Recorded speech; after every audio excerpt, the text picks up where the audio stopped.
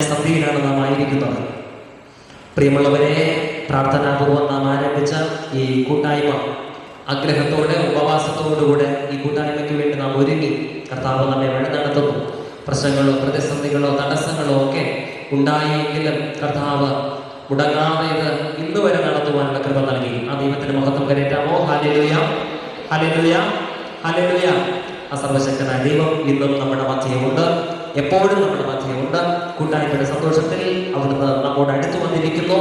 ആ കർത്താവിന്റെ കരത്താൽ നാം എല്ലാവരും അനുഗ്രഹിക്കപ്പെടട്ടെ. നമ്മുടെ പ്രാർത്ഥനകൾ തുറന്നുകൊണ്ടേയിരിക്കുക. കർത്താവേ, കാൽവരിയിൽ നീ ചൊരിഞ്ഞ രക്തത്താൽ എന്നെ ശുദ്ധീകരിക്കണമേ. അങ്ങനെ പ്രാർത്ഥിക്കുന്നുണ്ട് ദിവസേന.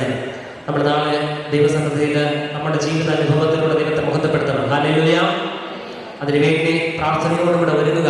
കർത്താവേ, കാൽവരിയിൽ എനിക്ക് വേണ്ടി നീ ചിന്തിയ രക്തത്താൽ എന്നെ കഴുകി വിശുദ്ധീകരിക്കണമെന്ന് എപ്പോഴും പ്രാർത്ഥിക്കുക. കർത്താവേ, എന്റെ കുടുംബത്തെ ആ രക്തം കൊണ്ട് വിശുദ്ധീകരിക്കണമെന്ന് എപ്പോഴും പ്രാർത്ഥിക്കുക. നമ്മുടെ തലമുറകളെ, നമ്മുടെ മാതാപിതാക്കളെ കർത്താവ് ചൊരിഞ്ഞ നല്ല ചോര കൊണ്ട് വിശുദ്ധീകരിക്കണമെന്ന് എപ്പോഴും പ്രാർത്ഥിക്കുക. പൂർവീകരിലൂടെ നമ്മുടെ തലമുറകളിൽ നമ്മുടെ ശിരസിന്മേൽ നിൽക്കുന്ന അകൃത്യം, പാപം, ശാപം, അവയിൽ നിന്ന് ഒരു വിശുദ്ധീകരണം കർത്താവിന്റെ പരിശുദ്ധ രക്തത്താൽ നൽകണമെന്ന് എപ്പോഴും പ്രാർത്ഥിക്കുക. ഒപ്പം എപ്പോഴും ആഗ്രഹിക്കുക, കർത്താവേ, അവിടുത്തെ പരിശുദ്ധാത്മാവിനെ ഒരു കൊടുങ്കാറ്റ് പോലെ എൻ്റെ ഉള്ളിലേക്ക് വീശിപ്പിക്കണമേ, വീശുവാൻ അവിടെ അനുവദിക്കണമേ എന്ന് നമ്മളെപ്പോഴും ദൈവത്തോട് പ്രാർത്ഥിച്ചു കൊണ്ടിരിക്കുക. ആ ദൈവത്തിന്റെ പരിശുദ്ധനാമം വീണ്ടും മഹത്വപ്പെടട്ടെ. കർത്താവിന്റെ നാമം എപ്പോഴും സ്തുതിക്കും മഹത്വത്തിന് യോഗ്യമായത്. കർത്താവിനെ മഹത്വപ്പെടുത്തിക്കൊണ്ട് പ്രാർത്ഥനയോടുകൂടെ വചനം ശ്രദ്ധിക്കാം. പ്രിയമുള്ളവരെ, കഴിഞ്ഞ ഓരോ ദിവസത്തെയും ധ്യാനാനുഭവങ്ങൾ ഞാൻ പറഞ്ഞുവല്ലോ. കൂട്ടായ്മയിൽ ആലയത്തിൽ പങ്കെടുക്കുവാൻ കഴിയാത്തവർക്കായിട്ടും മറ്റിതര ഇടങ്ങളിലായിരിക്കുന്നവർക്കായിട്ടും ഒക്കെ അത് ഞങ്ങൾ പരമാവധി അതിനെ പ്രത്യേകിച്ച് വചന സന്ദേശം അത് ചോർന്നു പോകാതെ പരമാവധി അത് റെക്കോർഡ് ചെയ്ത് യൂട്യൂബിൽ അപ്ലോഡ് ചെയ്ത് നിങ്ങൾക്ക് എല്ലാവർക്കും ലഭ്യമാകത്തക്ക രീതിയിൽ അത് ക്രമപ്പെടുത്തുന്നുണ്ട്. 2 ദിവസത്തെ സന്ദേശങ്ങൾ കഴിഞ്ഞ ദിവസവും ഇന്നുമൊക്കെയുമായിട്ട് നിങ്ങൾക്ക് അതിൻ്റെ ലിങ്ക് ഞാൻ വാട്സപ്പിൽ നൽകിയിട്ടുണ്ടായിരുന്നു. അത് പ്രയോജനപ്പെടുത്തുക. നിങ്ങളുടെ ആർക്കാണോ വചനം കേൾക്കുവാനായിട്ട് താല്പര്യം, ഹല്ലേലൂയ, അത് വ്യക്തമായിട്ട് മനസ്സിലാക്കുക. ദൈവവചനം അതെവിടെ ആയിരിക്കുമ്പോഴും നാം കേൾക്കുന്നത് അനുഗ്രഹമാണ്. എൻ്റെ ജീവിതാനുഭവം ഞാൻ പറയാം. മിക്കവാറും ഒക്കെ ഇപ്പോൾ നമുക്ക് ലഭിച്ചിരിക്കുന്ന ഒരു സാധ്യത എന്ന് പറഞ്ഞാൽ യൂട്യൂബ് പോലുള്ള ഈ സോഷ്യൽ മീഡിയ, യൂട്യൂബ് പ്ലാറ്റ്ഫോമിൽ ഒത്തിരി വചന സന്ദേശം നമുക്ക് കേൾക്കുവാനായിട്ടുള്ള മുഖാന്തരങ്ങളുണ്ട്. ഇപ്പോൾ ശരിയായ പഠിപ്പിക്കലുകൾ, പല പഠിപ്പിക്കലുകളുണ്ട്. എങ്കിലും വചനാടിസ്ഥാനത്തിൽ ശരിയായ പഠിപ്പിക്കലുകൾ, നല്ല പ്രസംഗങ്ങൾ അത് കേൾക്കുക നമ്മുടെ ആത്മീയ വർധനവിന് അനുഗ്രഹമാണ്. ഹല്ലേലൂയ. നമുക്ക് ആകപ്പാടെ കിട്ടുന്ന വചന സന്ദേശം ഞായറാഴ്ചയാണ്, അല്ലേ? ഞായറാഴ്ച അതും എല്ലാവരെയും നമ്മളിങ്ങനെ പരിഗണിക്കുന്നത് കൊണ്ട് അങ്ങും തൊടാതെ വലിച്ചു നീട്ടിയൊരു പ്രസംഗം എവിടെ കൂടെയെങ്കിലുമൊക്കെ ഒപ്പിച്ചു വയ്ക്കുന്ന അനുഭവങ്ങളാണ്. ക്രമമായിട്ടുള്ള ഒരു വചന പഠനം പലപ്പോഴും നമുക്ക് സാധ്യമാകുന്നില്ല. അതുകൊണ്ടാണ് വെള്ളിയാഴ്ചയുള്ള ഒരുക്കാരാധന കൂട്ടായ്മകളിൽ ഒരു പ്രത്യേക പുസ്തകം തിരഞ്ഞെടുത്ത് പ്രാർത്ഥിച്ച് ദൈവസന്നിധിയിൽ സമർപ്പിച്ച അപ്പോസ്തലന്മാരുടെ പ്രവർത്തികൾ നമ്മൾ പഠിച്ചുകൊണ്ടിരിക്കുന്നത്. നമ്മുടെ ഉപവാസ കൂട്ടായ്മയിലും ഒരു പ്രത്യേക സംഭവത്തെ, ഒരു പ്രത്യേക വ്യക്തിയൊക്കെ എടുത്ത് അതിനെ തുടർച്ചയായിട്ട് പഠിച്ചുകൊണ്ടിരിക്കുന്നത്. പിന്നെ വേദപുസ്തകത്തിലെ കുറച്ചധികം കാര്യങ്ങൾ നമ്മൾ കണ്ടിന്യൂസ് ആയിട്ടുള്ള അവിടുന്ന് ഇവിടുന്നുമല്ല, തുടർച്ചയായിട്ട് ഉൽപ്പത്തി മുതൽ തുടർച്ചയായിട്ട് നമ്മൾ കഴിഞ്ഞ ദിവസം വരെയും ധ്യാനിച്ചു. പ്രിയമുള്ളവരെ, ഇതൊക്കെ നമ്മുടെ ആത്മീക വർധനവിന് അനുഗ്രഹമാണ്. ഹല്ലേലൂയ. വാലുകൊമ്പില്ലാതെ എന്തെങ്കിലും അറിഞ്ഞിട്ട് കാര്യമില്ല. അടിസ്ഥാനമായിട്ട് നമ്മൾ എല്ലാ കാര്യങ്ങളും വചനത്തെ നമ്മൾ മനസ്സിലാക്കിയിരിക്കുന്നു. ഹല്ലേലൂയ. ഒരു പ്രശ്നം നമ്മൾ അഭിമുഖീകരിക്കുന്നു, അല്ലെങ്കിൽ ഒരു പ്രശ്നം ഒരാൾ നമ്മളോട് സംസാരിക്കുന്നു, ഒരാൾ പറഞ്ഞത് കേട്ട് നമ്മൾ അതിന് വിധി എഴുതുവാനായിട്ട് നിന്നാൽ അത് നീതിയുള്ള വിധിയാകുമോ? നിങ്ങൾ പറ. ഒരു പ്രശ്നം നിങ്ങളെ മധ്യസ്ഥതയ്ക്ക് വിളിക്കുകയാണ്. ഒരു പക്ഷത്തെ മാത്രം കേട്ടിട്ട് നിങ്ങൾ തീർപ്പ് കൽപ്പിക്കുവാനാണ് നിങ്ങളെ മധ്യസ്ഥതയ്ക്ക് വിളിക്കുന്നത് കൊണ്ട് ഒരു സജഷൻ പറയാമല്ലോ. അത് ഒരു പക്ഷത്തെ മാത്രം കേട്ടിട്ട് തീർപ്പ് കൽപ്പിക്കാനായിട്ട് നിന്നാൽ അത് ഉചിതമാണോ? നല്ലതാണോ? നിങ്ങൾ പറ. നീതിയുള്ള വിധിയാണോ? ആണോ? അല്ലേ? അതും പിടുത്തമില്ല. എൻ്റെ അഭിപ്രായം അല്ലെന്നാണ്. അല്ല, രണ്ടുപേരെയും കേൾക്കണം, 2 കൂട്ടരെ കേൾക്കണം, എന്നിട്ട് ഉചിതമായത് പറയണം. അല്ലേ? ഞാൻ വചനത്തെ അപ്രകാരം നിങ്ങൾ മനസ്സിലാക്കുക. മുഴുവനായിട്ട് അറിയണം. എന്തെങ്കിലും അവിടുന്ന് ഇവിടുന്ന് അല്പച്ച അറിഞ്ഞിട്ട് കാര്യമില്ല. കണ്ടിന്യൂസ് ആയിട്ട് നിങ്ങൾ വേദപുസ്തകം വായിക്കണം, പഠിക്കണം, ധ്യാനിക്കണം. അത് നിങ്ങൾ ഏത് പുസ്തകം തിരഞ്ഞെടുത്താലും കുഴപ്പമില്ല കേട്ടോ. എവിടെയായാലും, നിങ്ങൾ എവിടുന്ന്, ഇപ്പോൾ ഉൽപ്പത്തി മുതൽ വെളിപാട് വരെ പുസ്തകങ്ങളുണ്ട്. നിങ്ങൾക്ക് ആഗ്രഹം സങ്കീർത്തനം പഠിച്ചു തുടങ്ങാനായിരിക്കും, അല്ലെങ്കിൽ സുവിശേഷം പഠിച്ചു തുടങ്ങാനായിരിക്കും, അല്ലെങ്കിൽ ലേഖനം പഠിച്ചു തുടങ്ങാനായിരിക്കും. ചിലർക്ക് ആഗ്രഹം ഉൽപ്പത്തി മുതലേ പഠിച്ചു തുടങ്ങാനായിരിക്കും. എവിടെ തുടങ്ങിയാലും ഒരുപോലെ ദൈവാത്മാവ് ഇടപെടും. ഹല്ലേലൂയ. എവിടെ തുടങ്ങിയാലും ഒരുപോലെ ദൈവാത്മാവ് വെളിപ്പെടും. കാരണം ഈ വചനം ദൈവശ്വാസീയമാണ്. ഹല്ലേലൂയ. ഇത് എഴുതപ്പെട്ടത് വ്യക്തികളിലൂടെ ആണെങ്കിൽ പോലും അതെഴുതുവാനായിട്ട് അവരെ പ്രചോദിപ്പിച്ചതും അവരെ കരങ്ങളെ ചലിപ്പിച്ചതും പരിശുദ്ധാത്മാവാണ്. ഹല്ലേലൂയ, ഹല്ലേലൂയ. അതുകൊണ്ട് എഴുതിയ വ്യക്തികളല്ല നമ്മോട് സംസാരിക്കുന്നത്. ഏത് ആത്മാവിനാൽ ഈ വചനം എഴുതപ്പെട്ടുവോ ആ പരിശുദ്ധാത്മാവാണ് നമ്മോട് ഇടപെടുന്നത്. ഹല്ലേലൂയ. അതുകൊണ്ട് നിങ്ങൾക്ക് എവിടെയാണോ പഠിക്കുവാനായിട്ട് നിങ്ങൾക്ക് ആഗ്രഹം, എവിടെ നിന്ന് മുതലാണോ പഠിക്കുവാനായിട്ട് ആഗ്രഹം, അത് തുടരുക, നിർത്തരുത്, കണ്ടിന്യൂസ് ആയിട്ട് തുടരുക. നമ്മുടെ മക്കളൊക്കെ ഇവിടെ ഇരിപ്പുണ്ട്. ചിലരെങ്കിലും പറയാറുണ്ട്, സുശേഷകരെ തുടങ്ങി, പക്ഷെ അതങ്ങനെ ഇടിച്ചു നിൽക്കുകയാണ്, മുമ്പോട്ട് പോകുന്നില്ല. വിട്ടുകൊടുക്കരുത്. അതിനെ നമ്മളത് ക്രമപ്പെടുത്തി എടുക്കണം. സമയം കണ്ടെത്തണം. എന്തെല്ലാം ആവശ്യങ്ങൾ നമുക്കുണ്ട്, അല്ലെ, എന്തെല്ലാം കാര്യങ്ങളുണ്ട്. ആകപ്പാടെ എനിക്കും നിങ്ങൾക്കും ഏത് ഉയർന്നവനും ഏത് ദരിദ്രനും ഏത് സമ്പന്നനും ഏത് ജാതിയിലുള്ളവനും മതത്തിലുള്ളവനും ഏത് വിശ്വാസത്തിലുള്ളവനും ലഭിക്കുന്നത് ഒരു ദിവസം 24 മണിക്കൂറാണ്. വ്യത്യാസമുണ്ടോ? പൈസ ഉള്ളവന് കുറച്ച് കൂടുതൽ സമയം, പൈസ ഇല്ലാത്തവന് ദരിദ്രന് കുറച്ച് സമയം. അങ്ങനെ ഉണ്ടോ? ഇടത്തരക്കാരന് കുറച്ച് അങ്ങനെ ഉണ്ടോ? ഉണ്ടോ? ഇല്ല. നമുക്ക് എല്ലാവർക്കും ഒരേ സമയം. കർത്താവ് പറയുന്നത് ഇങ്ങനെയാണ്, വചനം പറയുന്നത് ഇങ്ങനെ, മടിയാ ഉറുമ്പിനെ നോക്കി ബുദ്ധി പഠിക്കുക, കിടന്നുറങ്ങരുത്. നമ്മൾ പലപ്പോഴും ഇങ്ങനെ നമ്മുടെ സമയത്തെ ഉറങ്ങി നശിപ്പിക്കുകയാണ്. ഞാൻ മുമ്പൊക്കെ പ്രസംഗത്തിൽ ഓർപ്പിച്ചിട്ടുണ്ട്. ആകപ്പാടെ 10-30,000-അകത്തുള്ള കുറച്ച് ദിവസങ്ങൾ നമ്മുടെ പോക്കറ്റിലുള്ളൂ. അതിൽ പകുതിയും നമ്മൾ ഉറങ്ങി തീർക്കുകയാണ്. ഇപ്പൊ കുറെയൊക്കെ കഴിഞ്ഞു പോയി. ഇനി എത്രയൊക്കെ നമ്മുടെ കയ്യിലുണ്ടെന്ന് ഒരു പിടുത്തമില്ല. ഉള്ളതിനെ പരമാവധി പ്രാർത്ഥനയോടുകൂടെ ദൈവസന്നിധി വിനയപ്പെട്ട് പ്രയോജനപ്പെടുത്തുക. ദൈവസന്നിധി വിനയപ്പെട്ട് തലമുറകൾക്ക് വേണ്ടി കരുതുക. അത് നിങ്ങൾ സമ്പത്ത് കരുതുന്നതോ വിദ്യാഭ്യാസം ഒരുക്കി കൊടുക്കുന്നതോ അവരുടെ നല്ല ഭാവിക്ക് വേണ്ടി പലതും ക്രമപ്പെടുത്തുന്നതോ മാത്രമല്ല, ദൈവസന്നിധിയിൽ നീ ഡെപ്പോസിറ്റ് ഇടുന്നതാണ്. നിന്റെ തലമുറയ്ക്ക് വേണ്ടി ഡെപ്പോസിറ്റ് ഇടുന്നതാണ് നീ തലമുറയ്ക്ക് വേണ്ടി പ്രാർത്ഥിക്കുന്ന ഓരോ പ്രാർത്ഥനകളും. ഹല്ലേലൂയ. നീ ദൈവസന്നിധിയിൽ വന്നിരുന്ന് മുട്ടുമടക്കി ദൈവത്തോട് തലമുറയ്ക്ക് വേണ്ടി കരയുന്നത് നീ കൊണ്ട് ബാങ്കിന് ഡെപ്പോസിറ്റ് ഇട്ടതുപോലെയാണ് ദൈവസന്നിധി ഡെപ്പോസിറ്റ് ചെയ്യുകയാണ്. എത്ര തന്നെ പ്രശ്നങ്ങൾ ഉണ്ടായാലും, എത്ര തന്നെ പ്രതികൂലങ്ങൾ ഉണ്ടായാലും, എത്ര തന്നെ നമ്മുടെ മക്കളുടെ ജീവിതങ്ങൾ അങ്ങോട്ടും ഇങ്ങോട്ടൊക്കെ ഇടത്തിങ്ങനെ ഇടിച്ചു മറിച്ചൊക്കെ പ്രശ്നങ്ങളായി വന്നാലും, പ്രിയമുള്ളവരെ, തമ്പുരാന്റെ കയ്യിൽ നീ അർപ്പിച്ച പ്രാർത്ഥന, നീ ദൈവസന്നിധിയിൽ കരഞ്ഞ കണ്ണുനീര് അതുകൊണ്ട് ദൈവം വിട്ടുകൊടുക്കത്തില്ല. Hallelujah, hallelujah. വിശ്വസിച്ചുകൊണ്ട് ദൈവസന്നിധിയിൽ തലമുറയ്ക്ക് വേണ്ടി ദൈവസന്നിധിയിൽ കരുത്. നിങ്ങൾ രണ്ടർത്ഥമുണ്ട് അത് കരുതുക എന്ന് പറയുമ്പോൾ. ഞാൻ പറയാം, ആത്മീയാർത്ഥത്തിൽ എടുക്കുക. ദൈവസന്നിധിയിൽ, ദൈവത്തിന്റെ സന്നിധിയിൽ തലമുറകൾക്ക് വേണ്ടി കണ്ണുനീരെടുക്കുക, പ്രാർത്ഥിക്കും. ദൈവം അത് ഇങ്ങനെ കരുതി വച്ചിരിക്കും. Hallelujah, hallelujah. ഒരു പെൺകുഞ്ഞ് ജനിക്കുമ്പോഴേ പലരും പറഞ്ഞു കേൾക്കുന്നുണ്ട്, ഇങ്ങനെ ഒരു ഡെപ്പോസിറ്റ് ഇട്ടിരിക്കുമ്പോൾ അവളുടെ ഒരു ഭാവി ജീവിതത്തിന്റെ ക്രമീകരണമാകുമ്പോൾ അതിനെ ഉപയോഗിക്കാം. ചിലരൊക്കെ പറഞ്ഞു കേൾക്കുന്നുണ്ട്, ആൺകുഞ്ഞ് ജനിച്ചാലും കുറച്ച് തുക നമ്മളിട്ട് ബാങ്കിൽ ഡെപ്പോസിറ്റ് ചെയ്തിരുന്ന അവന്റെ പഠിത്തത്തിന് വേണ്ടി ഉപയോഗിക്കാം. ഹല്ലേലൂയ. നമ്മൾ ഇങ്ങനെ കരുതുന്നുണ്ട്. ഭൗതികമായി നോക്കിയിട്ട് പലതും കരുതുന്നുണ്ട്. അല്ലേ? സ്വരുകൂട്ടി ഉറുമ്പ് കൊണ്ട് വയ്ക്കുന്നത് പോലെ കിട്ടുന്ന ചെറുതും വലുതും ഒക്കെ കൊണ്ട് കൂട്ടി വെച്ച് നമ്മൾ ഭൗതിക നന്മകളെ വിശാലമാക്കുവാനായിട്ട് ശ്രമിക്കുന്നുണ്ട്. അല്ലെ? അതിന് നമ്മൾ സമയം കണ്ടെത്തുന്നുണ്ട്. ആത്മീയതയ്ക്ക് വേണ്ടി, അകത്ത മനുഷ്യൻ വളരുന്നതിന് വേണ്ടി എന്താണ് നമ്മൾ ചെയ്യുന്നത്? ആത്മാവിന്റെ പരിപോഷണത്തിന് വേണ്ടി എന്താണ് ചെയ്യുന്നത്? അതുകൊണ്ടാണ് ഞാൻ പറഞ്ഞത്, 8 ദിവസത്തെ കൂട്ടായ്മ നാളെ കൂടെ ഇവിടെ തീരും. പിന്നെയുള്ള ശുശ്രൂഷകളുടെ ഇതുപോലെ തുടർച്ചയായിട്ട് നമുക്ക് ലഭിക്കണമെന്നില്ല. അല്ലെ? അവസരങ്ങൾ കിട്ടുന്നത് പോലെ, ദൈവാത്മാവ് നടത്തുന്നത് പോലെ അത് ദൈവഹിതത്തിന് വിടുകയാണ്. ഹല്ലേലൂയ, ദൈവത്തിന്റെ മഹത്വം. പ്രിയമുള്ളവരെ, എന്നാൽ മനസ്സിലാക്കുക, ആലയത്തിൽ ലഭിക്കുന്ന ശുശ്രൂഷകൾ മാത്രമല്ല, ഞാൻ പറഞ്ഞില്ലേ, നാം നിൽക്കുമ്പോൾ, ഇരിക്കുമ്പോൾ, കിടക്കുമ്പോൾ നമുക്ക് എവിടെയും കേൾക്കുവാനായിട്ടുള്ള ഒരു സാധ്യത ദൈവം നൽകിയിട്ടുണ്ട്. എല്ലാവരുടെ കയ്യിൽ സ്മാർട്ട് ഫോൺ കാര്യങ്ങളുണ്ട്.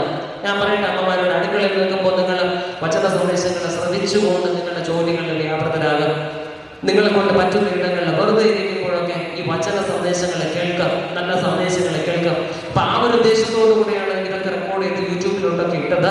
അത് നിങ്ങൾ പരമാവധി പ്രയോജനപ്പെടുത്തുമെന്ന് ഓർപ്പിക്കുന്നു. എന്റെ അനുഭവം ഞാൻ പറഞ്ഞില്ലേ, പല കാര്യങ്ങളിൽ വ്യാപൃതനാകുമ്പോഴും, ഒറ്റയ്ക്ക് നിൽക്കുമ്പോഴായാലും, കൊച്ചമ്മ ഉള്ളപ്പോഴായാലും മിക്കവാറും ഒക്കെ ഞാൻ ചെയ്യുന്നൊരു കാര്യം എന്ന് പറഞ്ഞാൽ ഇങ്ങനെ സെലക്റ്റീവായിട്ട് ചില അച്ഛന്മാരുടെ പുരോഹിതന്മാരുടെയൊക്കെ പ്രസംഗം നല്ല സന്ദേശങ്ങളാണ് കേൾക്കുവാനായിട്ട് അതിങ്ങനെ ഓൺ ചെയ്ത് വെച്ചിരിക്കും. എവിടെന്നെങ്കിലുമൊക്കെ എനിക്ക് ആവശ്യമുള്ള ദൈവം അതിലൂടെ തരും. ഹല്ലേലൂയ. വളരെ വിഷമം പിടിച്ച ഒരു അവസ്ഥയിലൂടെ കഴിഞ്ഞ ദിവസം ഞാൻ ഇങ്ങനെ കടന്നുപോയി. നിന്ന ഇടത്ത് നിന്ന് പെട്ടെന്ന് എനിക്ക് വീട്ടിൽ വരേണ്ടി വന്നു. ബന്ധപ്പെട്ട് കാർ ഓടിച്ച് വീട്ടിൽ വന്നു. ശേഷം വീണ്ടും ഞാൻ ആദ്യം നിന്ന ഇടത്ത് പോകേണ്ടി വന്നു. വീട്ടിൽ വന്ന് ആ വല്ലാത്തൊരു മാനസിക സംഘർഷത്തില് ഞാൻ പോയി എന്റെ കട്ടിലിൽ ഇരുന്നിട്ട് വേദപുസ്തകം എടുത്ത് തുറന്നു. കർത്താവ് എനിക്ക് തന്നത് 18ാമത്തെ സങ്കീർത്തനം. അതിന്റെ ആദ്യ അവസാനം ഇടയ്ക്കുന്ന വായിച്ചത് 37 മുതലുള്ള വാക്യങ്ങൾ. ഞാൻ എന്റെ ശത്രുക്കളെ പിന്തുടർന്ന് പിടിച്ച് അവരെ മുടിക്കുവോളം ഞാൻ പിന്തിരിയില്ല. അവർക്ക് എഴുന്നേറ്റുകൂടാതെ വണ്ണം ഞാൻ അവരെ തകർത്തു. അവർ എന്റെ കാൽക്കീഴിൽ വീണിരിക്കുന്നു. യുദ്ധത്തിനായി നീ എന്റെ അരയ്ക്ക് ശക്തി കെട്ടിയിരിക്കുന്നു. എന്നോട് എതിർത്തവരെ എനിക്ക് കീഴടക്കിയിരിക്കുന്നു. എന്നെ പകയ്ക്കുന്നവരെ ഞാൻ സംഹരിക്കേണ്ടതിന് നീ എന്റെ ശത്രുക്കളെ എനിക്ക് പുറം കാട്ടുമാറാക്കി. ഇതാണ് ഇങ്ങനെ കണ്ടിന്യൂസ് ആയിട്ട് ഞാൻ അതിന്റെ താഴോട്ടുള്ള വാക്യങ്ങളൊക്കെയാണ് വായിച്ച് ഞാൻ അവിടെ ഒരു 5 മിനിറ്റോളമുള്ള സമയം ഇരുന്നുള്ളൂ. പ്രിയമുള്ളവരെ, അതുവരെ ആയിരുന്ന മനസ്സിന്റെ ആകുലതയിൽ നിന്ന് തമ്പുരാൻ എനിക്ക് തന്ന ഒരു ആശ്വാസമുണ്ട്. എന്നെ ശക്തീകരിച്ച ബലപ്പെടുത്തിയ ഒരു ദൈവിക കൃപയുണ്ട്. അതുകൊണ്ട് ഞാൻ പറയട്ടെ, ഏത് ജീവിത സാഹചര്യത്തിലും സന്തോഷമുള്ളപ്പോഴും സങ്കടമുള്ളപ്പോഴും മനസ്സിലാക്കണം, ദാരിദ്ര്യത്തിലും സമ്പത്തിലും ഐശ്വര്യത്തിലും എപ്പോഴും ദൈവ വചനത്തിന് അതിന് പ്രാധാന്യം നൽകണം. ഹല്ലേലൂയ. വിശ്വാസം കൂടാതെ നമുക്ക് ദൈവത്തെ പ്രസാദിപ്പിക്കുവാൻ കഴിയില്ലെന്ന് നമ്മൾ വ്യക്തമായിട്ട് പഠിച്ചു. ഓർക്കുന്നുണ്ടോ? വിശ്വാസം കൂടാതെ ദൈവത്തെ ലോകത്തിലുള്ളതെല്ലാം കൊണ്ട് വയ്ക്കുന്നതിനേക്കാൾ തമ്പുരാന്റെ മുമ്പിൽ വിശ്വസിച്ചുകൊണ്ട് നമ്മൾ തന്നെ വിനയപ്പെടുത്തുന്നതാണ് ദൈവത്തിന്റെ പ്രസാദം. അല്ലേ? ദൈവത്തിന്റെ പ്രസാദം നമ്മളത് മനസ്സിലാക്കി. പക്ഷെ നമ്മൾ വ്യക്തമായിട്ട് മനസ്സിലാക്കുക, ഈ വിശ്വാസം ഉണ്ടാകുന്നതിന്, വിശ്വാസം വളരുന്നതിന് വചന കേൾവി 100% ഒഴിച്ചുകൂടാനാവാത്ത അനുഭവമാണ്. ഹല്ലേലൂയ. മനസ്സിലാക്കിക്കൊള്ളാം. 3.5 വർഷക്കാലം കൂടെ നടന്ന ശിഷ്യന്മാർ കർത്താവ് പറഞ്ഞതും കേട്ടതും കർത്താവ് പറഞ്ഞതും ചെയ്തതും ഒക്കെ കണ്ടും കേട്ടും നടന്നവർ. കർത്താവിന്റെ മരണസമയത്ത് ഇങ്ങനെ പല വാക്ക് ഓടിപ്പോയെങ്കിലും പിന്നെ വചനം പറയുന്നുണ്ട്, പിന്നത്തേതിൽ ഓരോ കാര്യങ്ങളും അവർ ഓർത്തു. ആ വചനങ്ങളിൽ അവർ ബലപ്പെട്ടു. അങ്ങനെ ആ ഒരു ശക്തീകരണം കർത്താവ് പറഞ്ഞത് പിന്നെ ഓർമ്മിച്ച് അവർക്ക് വ്യക്തമായി മനസ്സിലാക്കിയിട്ടാണ് പത്രോസൊക്കെ എഴുന്നേറ്റ് അങ്ങോട്ട് പ്രസംഗിച്ച് 3000-5000 കോറ്റസ്ഥത്തിന് മാനസാന്തരപ്പെടുന്നത്. മനസ്സിലാവുന്നുണ്ടോ? അപ്പൊ പ്രാർത്ഥന ഒഴിച്ചുകൂടാനാവാത്ത ശക്തി കേന്ദ്രമാണ് നമുക്ക്, അല്ലെ? ഒരു പവർ ഹൗസ് എന്നാണ് പറയുന്നത് പ്രാർത്ഥനയെ കുറിച്ച്. പവർ ഹൗസ്, അല്ലെ? നമ്മുടെ വീട്ടിലെ പവർ ഹൗസ് അടുക്കള, അല്ലെ? നമ്മുടെ ആഹാരമൊക്കെ അത് കണക്ക് ആത്മീക പരിപോഷണത്തിന്റെ പവർ ഹൗസ് ആണ് പ്രാർത്ഥന ഇടം, പ്രാർത്ഥന മുറി, പ്രാർത്ഥിക്കുന്ന ഇടം. അത് നിരന്തരം നമുക്ക് ആവശ്യമുണ്ട്. പക്ഷേ വിശ്വാസത്തിൽ നീ വളരുവാൻ വചനം കേട്ടേ മതിയാവും. ഹല്ലേലൂയ. അതുകൊണ്ട് വചനത്തിന് അതിന്റെ പ്രാധാന്യം നൽകിക്കൊണ്ടായിരിക്കുക. ഇതിനെ കുറിച്ച് കൂടുതൽ പറഞ്ഞുകൊണ്ടിരുന്ന നമുക്ക് സമയം നഷ്ടമാകും. അതുകൊണ്ട് പ്രാർത്ഥനയോടെ ഇന്നത്തെ വചന അനുഭവത്തിൽ അല്പം കൂടെ നമുക്ക് മുന്നോട്ട് പഠിക്കാം. 1-ാമത്തെ ദിവസം തുടങ്ങി നമ്മൾ മനസ്സിലാക്കിയത് ആദാം, ഹൗവ, അവർക്ക് ജനിച്ച കായീൻ, അവർക്ക് ജനിച്ച ശേത്ത്, ഇങ്ങനെ 2 ട്രാക്കിലുള്ള മനുഷ്യർ, അല്ലെ? ഒരു ട്രാക്കിലുള്ളവർ പാപത്തിൽ വീണവര്, ഒരു ട്രാക്കിലുള്ളവർ ദൈവം ചേർത്ത് പിടിച്ച അല്ലെങ്കിൽ ദൈവത്തോട് ചേർന്ന് നിന്നവർ. അങ്ങനെ നോഹയുടെ കാലം എത്തിയപ്പോൾ നോഹയുടെ കുടുംബം ഒഴികെ ബാക്കിയെല്ലാം ഏത് ട്രാക്കിലായി? പാപത്തിന്റെ, പിശാചിന്റെ ട്രാക്കിലായി. ഒരൊറ്റ കുടുംബം മാത്രം ദൈവം ആഗ്രഹിക്കുന്ന വഴിയിലായിരുന്നു, അല്ലെ? അതല്ല നമ്മൾ മനസ്സിലാക്കിയത്. എന്നാൽ നോഹയിലൂടെ ഒരു പ്രത്യേക പദ്ധതി ദൈവം ക്രമപ്പെടുത്തി. പ്രളയത്തിലൂടെ എല്ലാവരും നശിപ്പിച്ചു. നോഹയുടെ കുടുംബത്തിലൂടെ അടുത്ത തലമുറകള് ദൈവത്തെ അറിയുന്നവരായി. പക്ഷേ അവിടെയും പിശാച് ഓടുന്ന് കയറി എന്ത് ചെയ്തു? 2-ാമത്തെ മകനെ പിടിച്ച് അവനിലൂടെ പിശാച് വീണ്ടും പാപം കൊണ്ട് കുത്തിവെക്കുകയാണ്. ഹല്ലേലൂയ. അതാണ് നമ്മൾ മനസ്സിലാക്കിയത്. അപ്പൊ നന്മയും തിന്മയും എല്ലാ കാലത്തും ഇങ്ങനെ പടവെട്ടിക്കൊണ്ടിരിക്കുന്ന അനുഭവം കണക്ക് അതിങ്ങനെ എഗൻസ്റ്റായിട്ട് ഇങ്ങനെ നിന്നുകൊണ്ടേയിരിക്കും. നമ്മൾ ഏതിൽ നിൽക്കുന്നു, ഏതിനോട് ചേർന്നിരിക്കണം എന്നുള്ളതാണ് വചനാടിസ്ഥാനത്തിൽ നമ്മൾ മനസ്സിലാക്കുക. നന്മ ചെയ്യുക, വിശുദ്ധീകരണം പ്രാപിക്കുക, ദൈവം ആഗ്രഹിക്കുന്ന വഴിയിൽ ജീവിതം നയിക്കുക. അപ്പോൾ പാപം കടന്നു ആദ്യ സാഹചര്യത്തിൽ തന്നെ തമ്പുരാൻ പറഞ്ഞിട്ടുണ്ട് പാമ്പിനോട്, അല്ലെ, പാമ്പിനെ കർത്താവ് ശപിച്ചത് എങ്ങനെയാണ്? നീ ഇഴഞ്ഞു നടക്കും, പൊടി തിന്നും, പിന്നെ നീ സ്ത്രീയുടെ സന്തതിയുടെ കുതികാല് തകർക്കും, സ്ത്രീയുടെ സന്തതി നിന്റെ തല തകർക്കും. ഹല്ലേലൂയ. നമുക്കത് അല്പം അതിന്റെ ഒരു ചെറിയ ഭാഗമെങ്കിൽ നാളത്തെ ദിവസത്തിൽ നമുക്കത് ധ്യാനിക്കുവാനായിട്ട് ദൈവം കൃപ നൽകുമെന്ന് ഞാൻ വിശ്വസിക്കുന്നു. സ്ത്രീയുടെ സന്തതി നിന്റെ പാമ്പിന്റെ തല തകർക്കും. ആ ഒരു അനുഭവത്തിലാണ് നമ്മൾ നിൽക്കേണ്ടത്. അതാണ് എൻ്റെ ആഗ്രഹവും പ്രാർത്ഥനയും. ദൈവം നടത്തട്ടെ. അങ്ങനെയെങ്കിൽ പ്രിയമുള്ളവരെ, ഒരു വിശുദ്ധീകരണം ദൈവം പാപം ചെയ്ത മനുഷ്യന് വച്ച് നൽകുന്നുണ്ട്. ഹല്ലേലൂയ. തോട്ടത്തിൽ നിന്ന് പുറത്താക്കി എല്ലാം ശരിയാണ്. ഇന്നലെ നമ്മൾ കേട്ടു, ശുദ്ധീകരണം കൂടാതെ ആരും കർത്താവിനെ കാണാൻ പറ്റത്തില്ല, കർത്താവിനോട് അടുത്തു വരാനായിട്ട് പറ്റത്തില്ല. അങ്ങനെയെങ്കിൽ പാപിയായ മനുഷ്യനെ എല്ലാ കാലത്തിലും പാപത്തിൽ ജീവിക്കുവാനായിട്ട് ദൈവം തള്ളിക്കളഞ്ഞില്ല. പല സംഭവങ്ങളും നമ്മുടെ കുടുംബങ്ങളിലും ഒക്കെ ആയിട്ടൊക്കെ നമ്മുടെ സമൂഹത്തിലൊക്കെ പല കുടുംബങ്ങളും നമ്മൾ കാണുന്നുണ്ട്. തെറ്റ് ചെയ്താൽ പിന്നെ എന്നേക്കുമായിട്ട് തള്ളിക്കളയുന്ന അനുഭവങ്ങൾ, പറ്റിപ്പോകുന്ന സാഹചര്യങ്ങളായിരിക്കാം, എന്തോ ആയിക്കോട്ടെ, എന്നേക്കുമായിട്ട് അവരെങ്ങനെ ഒഴിവാക്കുക, മാറ്റി നിർത്തുക, അങ്ങനെയുള്ള അനുഭവങ്ങൾ. ഒരു ക്ഷമ ചോദിക്കുവാൻ പോലും അവർക്ക് അവസരം കൊടുക്കാതിരിക്കുക. എല്ലാ കാലത്തും ആ ഒരു വിദ്വേഷം കൊണ്ടോ അല്ലെങ്കിൽ പക കൊണ്ടോ അവരെങ്ങനെ മറച്ചു പിടിക്കുക, അല്ലേ? പക്ഷെ മനുഷ്യന്റെ സ്വഭാവമാണ് ഞാൻ പറയുന്നത്. മനുഷ്യൻ എന്നാൽ സ്വർഗീയ പിതാവിന്റെ സ്വഭാവം എന്താണ്? പാപം ചെയ്തു, ശകാരിച്ചു, വഴക്ക് പറഞ്ഞു, ശാപം കൊടുത്തു, എങ്കിലും വിശുദ്ധീകരണത്തിനുള്ള നഷ്ടപ്പെട്ട ദൈവ തേജസ് വീണ്ടെടുക്കുവാനുള്ള അവസരം കൊടുത്തുകൊണ്ടേയിരിക്കുന്നു. Hallelujah, hallelujah. അങ്ങനെയെങ്കിൽ ഇത് നമുക്ക് ദൈവം നൽകിയിരിക്കുന്ന അവസരമാണ്. എത്ര പേർ വിശ്വസിക്കുന്നു? ഹല്ലേലൂയ. തമ്പുരാനോട് ചേരുവാൻ കർത്താവ് നമുക്ക് നൽകിയിരിക്കുന്ന അവസരമാണത്. അശുദ്ധനായ മനുഷ്യന്റെ വിശുദ്ധി ദൈവം എപ്പോഴും ആഗ്രഹിക്കുന്നു. കർത്താവ് എപ്പോഴും മനുഷ്യൻ അവൻ അശുദ്ധനായി, അവന്റെ കയ്യിൽ കൊണ്ട് അശുദ്ധനായി, അതുകൊണ്ട് എങ്ങനെ തന്നെ ആകട്ടെ എന്ന് മനുഷ്യൻ ചിന്തിക്കുന്നത് പോലെ തമ്പുരാൻ ചിന്തിക്കുന്നില്ല. ഹല്ലേലൂയ. നന്നാകാനുള്ള അവസരം കൊടുക്കുന്നതാണ്, നന്മയിലേക്ക് വരുവാനുള്ള അവസരം കൊടുക്കുന്നതാണ്. അങ്ങനെയെങ്കിൽ പ്രിയമുള്ളവരെ, ആ ചോദ്യം ആദ്യം ഞാൻ ആവർത്തിച്ച ചോദ്യം, ആദ്യ ദിനങ്ങളിൽ പറഞ്ഞ ചോദ്യം ഒന്നുകൂടെ ഞാൻ ചോദിക്കുകയാണ്. പാമ്പ് പറഞ്ഞു, ഫലം കഴിച്ചാൽ നിങ്ങൾ ദൈവത്തെ പോലെ ആകും. ദൈവം പറഞ്ഞു, തിന്നാൽ നിങ്ങൾ മരിക്കും. ഹല്ലേലൂയ. പാമ്പ് പറഞ്ഞത് എന്താണ്? ദൈവം തിന്നരുതെന്ന്, നന്മതിന്മകളെ കുറിച്ചുള്ള അറിവിന്റെ വൃക്ഷഫലം തിന്നരുതെന്ന് പറഞ്ഞത് നിങ്ങൾ ദൈവത്തെ പോലെ ആകും. ദൈവത്തിന് അതിന് കോംപ്ലക്സ് ഉണ്ട്, നിങ്ങളോട് അത് ഒരു പ്രശ്നമുണ്ട്. ദൈവത്തെ പോലെ ആകുന്നത് ദൈവത്തിന് ഇഷ്ടമില്ല. മനസ്സിലാവുണ്ടോ? ഈ സംഗതി മനുഷ്യന്റെ മനസ്സിൽ ഇന്നും പിശാചിനാൽ കുത്തിവെക്കപ്പെട്ടിട്ടുണ്ട്, തീർന്നു പോകുന്നില്ല, അല്ലേ? നമുക്ക് ഈ പ്രശ്നമുണ്ട്, അല്ലേ? മനുഷ്യ മനസ്സിനെ ചിന്തിച്ചു നോക്ക്. ഒന്ന് നമ്മെ പോലെ ആകുന്നത് നമുക്ക് പലപ്പോഴും മനസ്സുകൊണ്ട് അംഗീകരിക്കാൻ പറ്റാത്ത അനുഭവങ്ങളുണ്ട്, അല്ലെ? നമ്മുടെ വളർച്ച മറ്റുള്ളവരുടെ വളർച്ച നമുക്കോ അംഗീകരിക്കാൻ പറ്റാത്ത ആ ഒരു സ്ഥിതിവിശേഷം, ആ ഒരു മനസ്സിന്റെ ആ ഒരു അനുഭവം മനസ്സിലാവുണ്ടോ? കർത്താവ് ആഗ്രഹിക്കുന്നത് എന്താണ്? നീ തിന്നാൻ ദൈവത്തെ പോലെ ആകുന്ന പാമ്പ് പറഞ്ഞു. പക്ഷെ തമ്പുരാൻ പറഞ്ഞത് എന്താണ്? കർത്താവ് പറയാണ്, എന്റെ പിതാവ്, സ്വർഗീയ പിതാവ് സൽഗുണ പൂർണ്ണനായിരിക്കുന്നത് പോലെ നിങ്ങളും സൽഗുണ പൂർണ്ണരാകുവിൻ. Hallelujah, hallelujah. പിശാച് പാപത്തിൽ വീഴ്ത്താൻ വേണ്ടി പറഞ്ഞു കൊടുത്തതാണ് തിന്നാൻ നീ ദൈവത്തെ പോലെ ആകുമെന്ന്, അല്ലേ? ആകുമെന്ന് മനസ്സിലാവുന്നുണ്ടോ? പക്ഷെ തമ്പുരാൻ പറയുന്നത് എന്താണ്? തമ്പുരാൻ, നീ പഴം തിന്നിട്ടല്ല എന്നെ പോലെ ആകേണ്ടത്, എന്റെ ഗുണഗണങ്ങളെ നിന്നിലും ഉൾക്കൊണ്ടുകൊണ്ട് നീ എന്നെ പോലെ ആകും. ഹല്ലേലൂയ. സ്നേഹിക്ക്, ക്ഷമിക്ക്, കരുണ കാണിക്ക്, അന്യോന്യം ഉൾക്കൊള്ള്. Hallelujah, hallelujah. ഇതാണ് തമ്പുരാൻ ആവശ്യപ്പെടുന്നത്. പിതാവ് പാപം ചെയ്ത നമ്മെ വീണ്ടും അംഗീകരിക്കാൻ മനസ്സ് കാണിക്കുന്നത് പോലെ നമ്മളും പരസ്പരം അംഗീകരിക്കാൻ, പിതാവ് വിട്ടുവീഴ്ചയ്ക്ക് തയ്യാറായി ദീർഘക്ഷമ നമ്മോട് കാണിക്കുന്നത് പോലെ നാമും എന്ത് ചെയ്യും? മനസ്സിലാവുന്നുണ്ടോ പറയുന്നതൊക്കെ? പിടുത്തം കിട്ടുന്നുണ്ടോ? കർത്താവ് സൽഗുണപൂർണ്ണനായിരിക്കുന്നത് പോലെ നമ്മൾ എന്ത് ചെയ്യണം? ആ സൽഗുണപൂർണ്ണരാകണം. കുറച്ച് മതി എന്ന് പറഞ്ഞിരിക്കരുത്, അല്ലേ?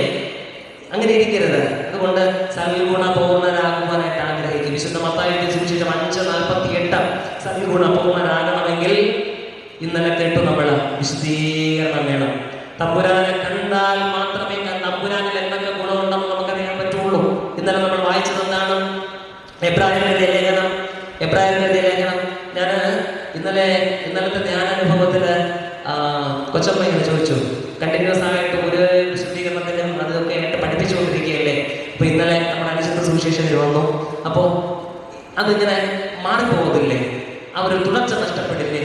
ഞാൻ പറഞ്ഞത് എങ്ങനെയാണ്, ഇത് ദൈവഹിതമാണ് എങ്കിൽ ഈ നമ്മൾ പറയാൻ ഉദ്ദേശിക്കുന്ന കാര്യങ്ങൾ തന്നെ അദ്ദേഹത്തിലൂടെ ദൈവം കേൾപ്പിക്കും. ഹല്ലേലൂയ.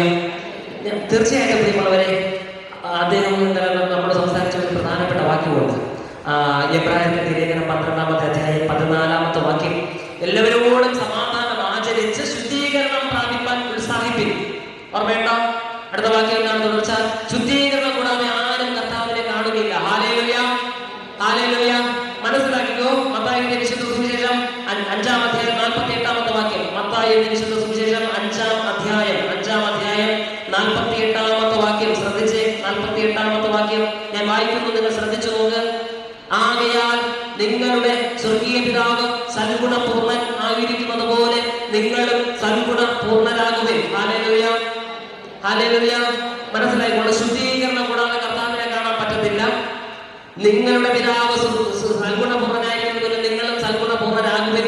അല്ലെ, നിങ്ങളും അങ്ങനെ ദൈവത്തിന്റെ ആ ഒരു എന്താണ് ഗുണഗണങ്ങളെ നിങ്ങൾ ഉൾക്കൊള്ളുവേ. അപ്പൊ ഞാൻ എങ്ങനെയുള്ളവരെന്ന് അറിയണമെങ്കിൽ നിങ്ങൾ എന്നെ കാണണം, നിങ്ങൾ എന്നോട് ഇടപെടണം, നിങ്ങൾ എന്നെ കുറിച്ച് മനസ്സിലാക്കണമെങ്കിൽ നിങ്ങൾ എന്റെ കൂടെ സഞ്ചരിക്കുകയോ എന്റെ ഒപ്പമായിരിക്കുകയോ ചെയ്യണം. ഹല്ലേലൂയ. വന്നിട്ട് 3 വർഷം കഴിഞ്ഞ് കുറേയൊക്കെ മനസ്സിലാക്കിയിരിക്കുമല്ലോ. ഞാനും കുറേയൊക്കെ മനസ്സിലാക്കിയിട്ടുണ്ട്. അല്ലെങ്കിൽ മനസ്സിലാവുന്നുണ്ടോ? ഒരു പ്രാവശ്യം കണ്ടെന്ന് പറഞ്ഞാൽ എന്നെ വല്ല പിടുത്തം കിട്ടുമോ? ഒരു പ്രാവശ്യം സംസാരിച്ചെന്ന് പറഞ്ഞാൽ വല്ല പിടുത്തം കിട്ടുമോ? ഇങ്ങനെ 1-ാമത്തെ വർഷം അറിഞ്ഞതുപോലെയാണോ പിന്നെ 2-ാമത്തെ വർഷം നിങ്ങൾ അറിഞ്ഞത്, പിന്നെ 3-ാമത്തെ വർഷം അറിഞ്ഞത്? നിങ്ങളെ മനസ്സുകൊണ്ടെങ്കിലും വിചാരിക്കും ഇങ്ങനെ പണ്ട് കണ്ടതുപോലെ, വന്നപ്പം കണ്ടതുപോലെ അല്ല എന്ന് ചിന്തിച്ചിരിക്കും ഇല്ലേ? സത്യം പറയാം. Thank you. ഇതുപോലെ സത്യം പറയാം. ഹല്ലേലൂയ. ഇടപെടണം. കർത്താവിനോട് ഇടപെടണമെങ്കിൽ, കർത്താവിനെ കാണണമെങ്കിൽ, കർത്താവിനെ അറിയണമെങ്കിൽ എബ്രായർ 12:14 ശുദ്ധീകരണം കൂടാതെ ആരും കർത്താവിനെ കാണുകയില്ല. കണ്ടാലല്ലേ അറിയാൻ പറ്റും. ഹല്ലേലൂയ. കണ്ടാലല്ലേ എന്റെ സ്വഭാവം എന്ന് മനസ്സിലാക്കി, എന്നോട് ഇടപെട്ടാലല്ലേ എന്റെ സ്വഭാവം എന്ന് നിങ്ങൾക്ക് അറിയാൻ പറ്റും. ദൈവത്തോട് ഇടപെട്ടാലല്ലേ, ദൈവത്തോട് അടുത്ത് വന്നാലല്ലേ, ദൈവത്തെ കണ്ടാലല്ലേ ദൈവത്തിന്റെ സ്വഭാവം എന്ന് മനസ്സിലാക്കാൻ പറ്റൂ. അങ്ങനെ മനസ്സിലാക്കണമെങ്കിൽ കാണണമെങ്കിൽ നിനക്ക് ശുദ്ധീകരണം വേണം. ശുദ്ധീകരണം കൂടാതെ തമ്പുരാനെ കാണാൻ കഴിയില്ല. ഹല്ലേലൂയ. മനസ്സിലാവുന്നുണ്ടോ? അതിനുവേണ്ടി മാത്രമാണ് കർത്താവിന്റെ പാദപീഠത്തിൽ വിനയപ്പെട്ടുകൊണ്ട് ഇന്ന് 7-ാം രാത്രി. ഹല്ലേലൂയ. വെറുതെ അല്ല, നിസ്സാര കാര്യമല്ല. ഇതിന് വില കൊടുക്കുന്നുണ്ട്, ഇതിനു വേണ്ടി ചിലവൊക്കെ സഹിക്കുന്നുണ്ട്. പക്ഷെ തമ്പുരാൻ നടത്തും, ദൈവം നടത്തും. ഹല്ലേലൂയ. അതുകൊണ്ട് തമ്പുരാനെ പോലെ ആകുവാൻ, തമ്പുരാനിലുള്ള ഗുണഗണങ്ങൾ നമ്മിലും ഉണ്ടാകുവാൻ, സ്നേഹം നിറഞ്ഞു കവിയുവാൻ, ക്ഷമ നിറഞ്ഞു കവിയുവാൻ, എന്താണ് പിന്നെ കരുണ നിറഞ്ഞു കവിയുവാൻ, ദയ നിറഞ്ഞു കവിയുവാൻ, ദീർഘക്ഷമ നിറഞ്ഞു കവിയുവാൻ, തമ്പുരാൻ പറഞ്ഞതുപോലെ ഒരു കർമ്മം തടിക്കുന്നവന് മറ്റു കർമ്മം കാണിക്കുവാൻ, നിനക്ക് തമ്പുരാൻ അടുത്തറിഞ്ഞേ മതിയാവൂ. ആ കർത്താവിൽ അടുത്തറിയണമെങ്കിൽ അവിടുത്തെ കൂടെ ഒരു ഇടപെടൽ വേണം, ബന്ധം വേണം. ആ ബന്ധം ഉണ്ടാകണമെങ്കിൽ അശുദ്ധിയും വെച്ചുകൊണ്ട് അങ്ങോട്ട് പോയാൽ പറ്റത്തില്ല. ഹല്ലേലൂയ. ജീവിതത്തിൽ അഴുക്കുണ്ടെങ്കിൽ പറ്റത്തില്ല, പാപത്തിന്റെ കറയുണ്ടെങ്കിൽ പറ്റത്തില്ല, മലിനത ജീവിതത്തിലുണ്ടെങ്കിൽ പറ്റത്തില്ല. എന്ത് വേണം? ശുദ്ധീകരണം വേണം. അതുകൊണ്ടാണ് നമ്മൾ പാടുന്നത്, ദിനത്തോറും രക്ഷിതാവിൻ പക്ഷത്തിൽ നടന്നിടുന്നു ശുദ്ധി. ഹല്ലേലൂയ. കർത്താവ് ആ പാട്ടിൽ വ്യക്തമായിട്ട് പറയുന്നുണ്ട്. ഇതിനു മുമ്പ് ഞാൻ പറഞ്ഞിട്ടുണ്ട്, കുടിച്ചോ കുഞ്ഞാട്ടിൽ രക്തത്തിൽ ആത്മശുദ്ധി നൽകും രക്തമാണ്. ഹല്ലേലൂയ, ഹല്ലേലൂയ. അതുകൊണ്ട് നമ്മൾ ശുദ്ധീകരണം ആഗ്രഹിക്കുക കർത്താവേ ഓരോ നിമിഷവും. അതാണ് ഞാൻ ആദ്യം പറഞ്ഞത്, കർത്താവേ കാൽവരിയിൽ എനിക്ക് വേണ്ടി ചൊരിഞ്ഞ രക്തത്താൽ എന്നെ ഒന്ന് കഴുകണം. നിലയ്ക്കാത്ത ഉറവയാണത്. Hallelujah, hallelujah. മനസ്സിലാവുന്നുണ്ടോ? കർത്താവ് പറഞ്ഞു, ദാഹിക്കുന്നവൻ എന്റെ അരികിലേക്ക് വരട്ടെ, സൗജന്യമായി വന്ന് കുടിച്ചുകൊള്ളട്ടെ. എന്നിൽ വിശ്വസിക്കുന്നവന്റെ ഉള്ളിൽ നിന്ന് ജീവജല നദി ദാഹിക്കുന്നവൻ എന്റെ അടുത്ത് വരട്ടെ, ഞാൻ അവന് വെള്ളം കൊടുക്കാം. എന്നിൽ അവൻ വിശ്വസിച്ചാൽ അവന്റെ ഉള്ളിൽ നിന്ന്, കുടിച്ചവന്റെ ഉള്ളിൽ നിന്ന് ജീവജല നദി പൊട്ടിപ്പുറപ്പെടുമെന്നാണ്. Hallelujah, hallelujah. പ്രിയമുള്ളവരെ, ആ കൃപകളെ പ്രാപിക്കുവാനായിട്ട് അടുത്തു വരാം. മുമ്പോട്ട് നമുക്ക് പോകാമോ? അപ്പൊ ശുദ്ധീകരണം കൂടിയാൽ മാത്രമേ കർത്താവിനെ അടുത്തറിയാനും കർത്താവിനുള്ള ഗുണഗണങ്ങൾ നമുക്ക് അറിയുവാനും കഴിയത്തുള്ളൂ. വീണ്ടും നമുക്ക് മുൻപോട്ട് പോകാം. എബ്രായർ എഴുതിയ ലേഖനം 12-ാമത്തെ അധ്യായം. എബ്രായർ എഴുതിയ ലേഖനം 12-ാമത്തെ അധ്യായം 14 മുതൽ താഴോട്ട് വീണ്ടും നമുക്ക് മനസ്സിലാക്കാമോ? 22-ാമത്തെ വാക്യം. പിന്നെയോ സീയോൻ പർവ്വതത്തിലും ജീവനുള്ള ദൈവത്തിന്റെ നഗരമായ സ്വർഗീയ യെരൂശലേമിലും അനേകായിരം ദൂതന്മാരുടെ സർവ സംഘത്തിനും സ്വർഗത്തിൽ പേരെഴുതിയിരിക്കുന്ന ആദ്യജാതന്മാരുടെ സഭയ്ക്കും എല്ലാവരുടെയും ദൈവമായ ന്യായാധിപതിക്കും സിദ്ധന്മാരായ നീതിമാന്മാരുടെ ആത്മാക്കൾക്കും പുതിയ നിയമത്തിന്റെ മധ്യസ്ഥനായ യേശുവിനും ഹാബേലിന്റെ രക്തത്തെക്കാൾ ഗുണകരമായി സംസാരിക്കുന്ന പുണ്യാഹ രക്തത്തിനും അടുക്കലത്രേ നിങ്ങൾ വന്നിരിക്കുന്നത്. ഹല്ലേലൂയ. മനസ്സിലാവുന്നുണ്ടോ? ഹാബേലിന്റെ രക്തത്തെക്കാൾ ഗുണകരമായി സംസാരിക്കുന്ന പുണ്യാഹ രക്തത്തിനും അടുക്കലാണ് നമ്മളിപ്പോൾ വന്നിരിക്കുന്നത്. എന്തിനു വേണ്ടി? ഈ രക്തത്തിന്റെ പ്രത്യേകത എന്താണ്? യേശുവിന്റെ രക്തത്തിന്റെ പ്രത്യേകത എന്താണ്? ഹല്ലേലൂയ. യേശുവിന്റെ രക്തത്തിന്റെ പ്രത്യേകത എന്താണ്? പറഞ്ഞേ. ഞാനൊരു വാക്യം പറഞ്ഞില്ലേ? അവർ അവനെ, വെളിപ്പാട് പുസ്തകത്തിൽ ഒരു വാക്യം, അവർ അവനെ, പിശാചിനെ കുഞ്ഞാടിന്റെ രക്തം ഹേതുവായിട്ടും സാക്ഷ്യവചനം ഹേതുവായിട്ടും ജയിച്ചു. ഹല്ലേലൂയ. യേശുവിന്റെ രക്തം ജയം നൽകുന്ന രക്തമാണ്. ഹല്ലേലൂയ. മനസ്സിലാവുന്നത്? യേശുവിന്റെ രക്തം ജയം നൽകുന്ന രക്തമാണ്. ഹല്ലേലൂയ. വലിയൊരു പ്രതിസന്ധിയിൽ എന്ത് ചെയ്യണമെന്ന് അറിയാതെ ഇങ്ങനെ നിൽക്കുന്ന അവസരത്തിന് പ്രിയമുള്ളവരെ, ഒരൊറ്റ കാര്യമാണ് എന്റെ അതരത്തിൽ നിന്ന് പുറപ്പെട്ടു വന്നിരുന്നത്: യേശുവിൻ രക്തം ചെയ്യും, യേശുവിൻ രക്തം ചെയ്യും, യേശുവിൻ രക്തം ചെയ്യും. മല പോലെ വന്നത് എലി പോലെ പോയി. ഹല്ലേലൂയ. ഞാൻ ഒന്നും വിശദീകരിച്ച് കുറിച്ചൊന്നും പറയുന്നില്ല. ഞാൻ കഴിഞ്ഞ 2 ദിവസം കൊണ്ട് അനുഭവിച്ച ചില കാര്യങ്ങളെ ചേർത്ത് വെച്ച് എന്റെ അനുഭവത്തിൽ നിന്ന് ഞാൻ പറയുകയാണ്. ഒരു മല പോലെ വന്നത് ഇന്ന് എലി പോലെ പോയി. ചില കാര്യങ്ങൾ ഇവിടെ ക്രമപ്പെടുത്തേണ്ടതുണ്ട്. തമ്പുരാൻ നടത്തും. ഹല്ലേലൂയ. കർത്താവിന്റെ അരികിലേക്ക് കടന്നു വരുന്നവനെ കർത്താവ് ഉപേക്ഷിക്കത്തില്ല. കാരണം ഹാബേലിന്റെ രക്തത്തിന്റെ പ്രത്യേകത എന്താണ്? നിർദോഷ രക്തം അല്ലേ? നിർദോഷ രക്തം അല്ലേ? ഒരു ദോഷമില്ലാത്ത നിഷ്കളങ്കമായ രക്തം, സഹോദരനാൽ ചൊരിയപ്പെട്ട രക്തം. ആ രക്തത്തെക്കാൾ ഗുണകരമായി സംസാരിക്കുന്ന രക്തമാണ്. ഹല്ലേലൂയ. ഈ രക്തം എന്തിനാണ്? നമ്മുടെ വിശുദ്ധിക്ക് വേണ്ടി സംസാരിക്കുന്ന രക്തം. ഹല്ലേലൂയ. പിശാചിനെതിരെ സംസാരിക്കുന്ന രക്തം. ഹല്ലേലൂയ. നിന്റെ ജീവിതത്തിലെ പ്രതിസന്ധികൾക്കെതിരെ സംസാരിക്കുന്ന രക്തം. ഹല്ലേലൂയ. നിനക്ക് ജയം നൽകുന്ന രക്തം. ഹല്ലേലൂയ. ഈ രക്തത്തിന് ശക്തിയുണ്ട്. ആ രക്തത്തിന്റെ അടുക്കലേക്ക് അത്രേ നമ്മൾ കടന്നു വന്നിരിക്കുന്നത്. മനസ്സിലാക്കിക്കൊള്ളുക. അതുകൊണ്ട് ഏത് ജീവിതത്തിന്റെ അശുദ്ധിയും ഈ രക്തം കൊണ്ട് കഴുകപ്പെടും. ഹല്ലേലൂയ. ഒത്തിരി പുണ്യ നദികളുള്ള ഒരു രാജ്യത്തിലാണ് നമ്മൾ ജീവിക്കുന്നത്. നമ്മുടെ രാജ്യത്തിന്റെ പാരമ്പര്യം, സംസ്കാരം നദികൾക്ക് വളരെയധികം പ്രാധാന്യം നൽകുന്നുണ്ട്. ചിന്തിച്ചു നോക്കിയേ, ഈ കഴുകപ്പെടുന്ന അല്ലെങ്കിൽ പുണ്യ നദി തീർത്ഥം എന്നുള്ള രീതിയിൽ ഇറങ്ങുന്ന ഇടങ്ങള് നിങ്ങൾ യൂട്യൂബിലോ മറ്റു വേദികളിലോ ഒക്കെ കണ്ടിരിക്കും അല്ലെ? അവർ ഭയങ്കര ആവേശത്തോടെ ഭക്തിയോടെ മുങ്ങി നിവരുന്ന വെള്ളത്തിന്റെ കളറ് കാണുമ്പോഴേ നമുക്ക് തികയും, മതി അല്ലേ? പക്ഷെ അവരതിൽ മുങ്ങി നിവർന്നിട്ട് പറയുന്നതാണ് പുണ്യനദിയിൽ മുങ്ങി ശുദ്ധി വരുത്തി. ഹല്ലേലൂയ. പ്രിയമുള്ളവരെ, ഒഴുകുന്ന നദി, പുണ്യനദി, തീർത്ഥം, അത് നമ്മൾ കണ്ട് അതിനൊന്നടുത്ത് രാവിലെ കൊടുത്ത എന്ത് മാത്രമെന്ന് നമുക്ക് മനസ്സിലായി. ഒന്ന് ടെസ്റ്റ് ചെയ്യാൻ വെള്ളമൊക്കെ മനസ്സിലാവുന്നുണ്ടോ? നമ്മളെ അങ്ങനെ പറയുന്നത് ശരിയായി പോട്ടെ. മനസ്സിലാവണം. വെള്ളം കാണുമ്പോഴേ നമുക്കറിയാം. പറയുന്നവിടെ കുറേ അധികം പേര് വിളിച്ചു വന്നിറങ്ങുമ്പോൾ പിന്നെ വെള്ളം അഴുക്കാകാതെ പിന്നെ എങ്ങനെയായിരിക്കും? മനസ്സിലാവുന്നുണ്ടോ? ശാന്തമായി ഒഴുകുന്ന നദി ശുദ്ധജലം ഇങ്ങനെ ഒഴുകിക്കൊണ്ടേയിരിക്കും. നമ്മളെ തൊട്ടടുത്ത് ഇവിടെ കൂടെ ഒഴുകുന്ന അറിയാൻ അവിടെ വരുന്നത്. നമ്മളെ 4-5 എണ്ണം പണ്ട് അണ്ണന്മാരെല്ലാവരും കൂടെ വരുമ്പോൾ എടുത്തു വെച്ച് ചാടി അടിച്ച് കലക്കി ആൾക്കാർ വരുമ്പോൾ കയറി പോയിടാ, മറ്റുള്ളവർക്ക് കുളിക്കണ്ടേ, കാലക്കി മറച്ചിട്ടിരിക്കുന്നു, വടക്ക് പറയും. അപ്പൊ മനസ്സിലാക്കുക, കുറച്ച് വെള്ളമായ 5-6 ഇറങ്ങുമ്പോൾ തീർന്നു. പുണ്യ നദികളെ കുറിച്ച്, തീർത്ഥങ്ങളെ കുറിച്ചും ഒക്കെ നമ്മൾ പഠിക്കുന്നുണ്ട്. മുങ്ങി വരുമ്പോൾ ശുദ്ധി പ്രാപിച്ചു നമ്മൾ വിശ്വസിക്കുന്നുണ്ട്. പക്ഷേ ആ അനുഭവങ്ങളൊക്കെ പോട്ട് എന്താ പറയുന്നത്? എന്താണോ? ഹാബേലിന്റെ രക്തത്തെക്കാൾ ഗുണകരമായി സംസാരിക്കുന്ന പുണ്യാഗ രക്തത്തിന്റെ അടുക്കലേക്ക് അത്രേ ആണ് നിങ്ങൾ വന്നിരിക്കുന്നത്. ഹല്ലേലൂയ. ഈ രക്തത്താൽ കഴുകപ്പെടുന്നവന് 100% ശുദ്ധീകരണം ഉറപ്പ്. ഹല്ലേലൂയ. ഈ രക്തത്തിൽ നീ കഴുകപ്പെടണമെങ്കിൽ ഒരേറ്റു പറച്ചിൽ ആവശ്യമുണ്ട്. ഹല്ലേലൂയ. യേശുവിന്റെ രക്തമാണ് ശുദ്ധീകരണത്തിന് ആധാരം. ഞാൻ പറഞ്ഞു, ശുദ്ധീകരണം കൂടാതെ കർത്താവിന്റെ അടുക്കലേക്ക് പോകാൻ, കർത്താവിനെ പോലെ ആകുവാനുള്ള അവസരം നമുക്ക് ഉണ്ടാവുകയുള്ളൂ. കർത്താവിനെ പോലെ ആകണമെങ്കിൽ ശുദ്ധീകരണം ആവശ്യമുണ്ട്. അപ്പൊ എവിടെ പോയാൽ നമുക്ക് ശുദ്ധീകരണം കിട്ടും? ഒരിടത്തും കൊണ്ട കർത്താവിന്റെ രക്തമാണ് ശുദ്ധീകരണത്തിന് ആധാരം. ഹല്ലേലൂയ. ഒരിടമാണ് കേട്ടോ, ഒരിടമാണ്. മല കയറേണ്ട, മെഴുകുതിരി കത്തിക്കേണ്ട, മുട്ടയിടേണ്ട, മുട്ടയിലിടേണ്ട, അറിഞ്ഞോ അറിയാതെയൊക്കെ ചെയ്തു പോയിട്ടുണ്ടാകും. നേർച്ച ഇട്ടിട്ടുണ്ടാകും, കാഴ്ച ഇട്ടിട്ടുണ്ടാകും, പിന്നെ ഹോമം കഴിച്ചിട്ടുണ്ടാകും, അത് കഴിച്ചിട്ട് വഴിപാട് കഴിച്ച് എല്ലാം ഏറ്റു പറയും, ദൈവത്തോട് ഏറ്റു പറയും. അറിവില്ലായ്മ, അജ്ഞത ദൈവം ക്ഷമിക്കും. ഹല്ലേലൂയ. മനസ്സിലാക്കിക്കൊള്ളുക. അവസരം ദൈവം വീണ്ടും വീണ്ടും തരും. കാരണം അവിടുന്ന് കൃപാലുവാണ്.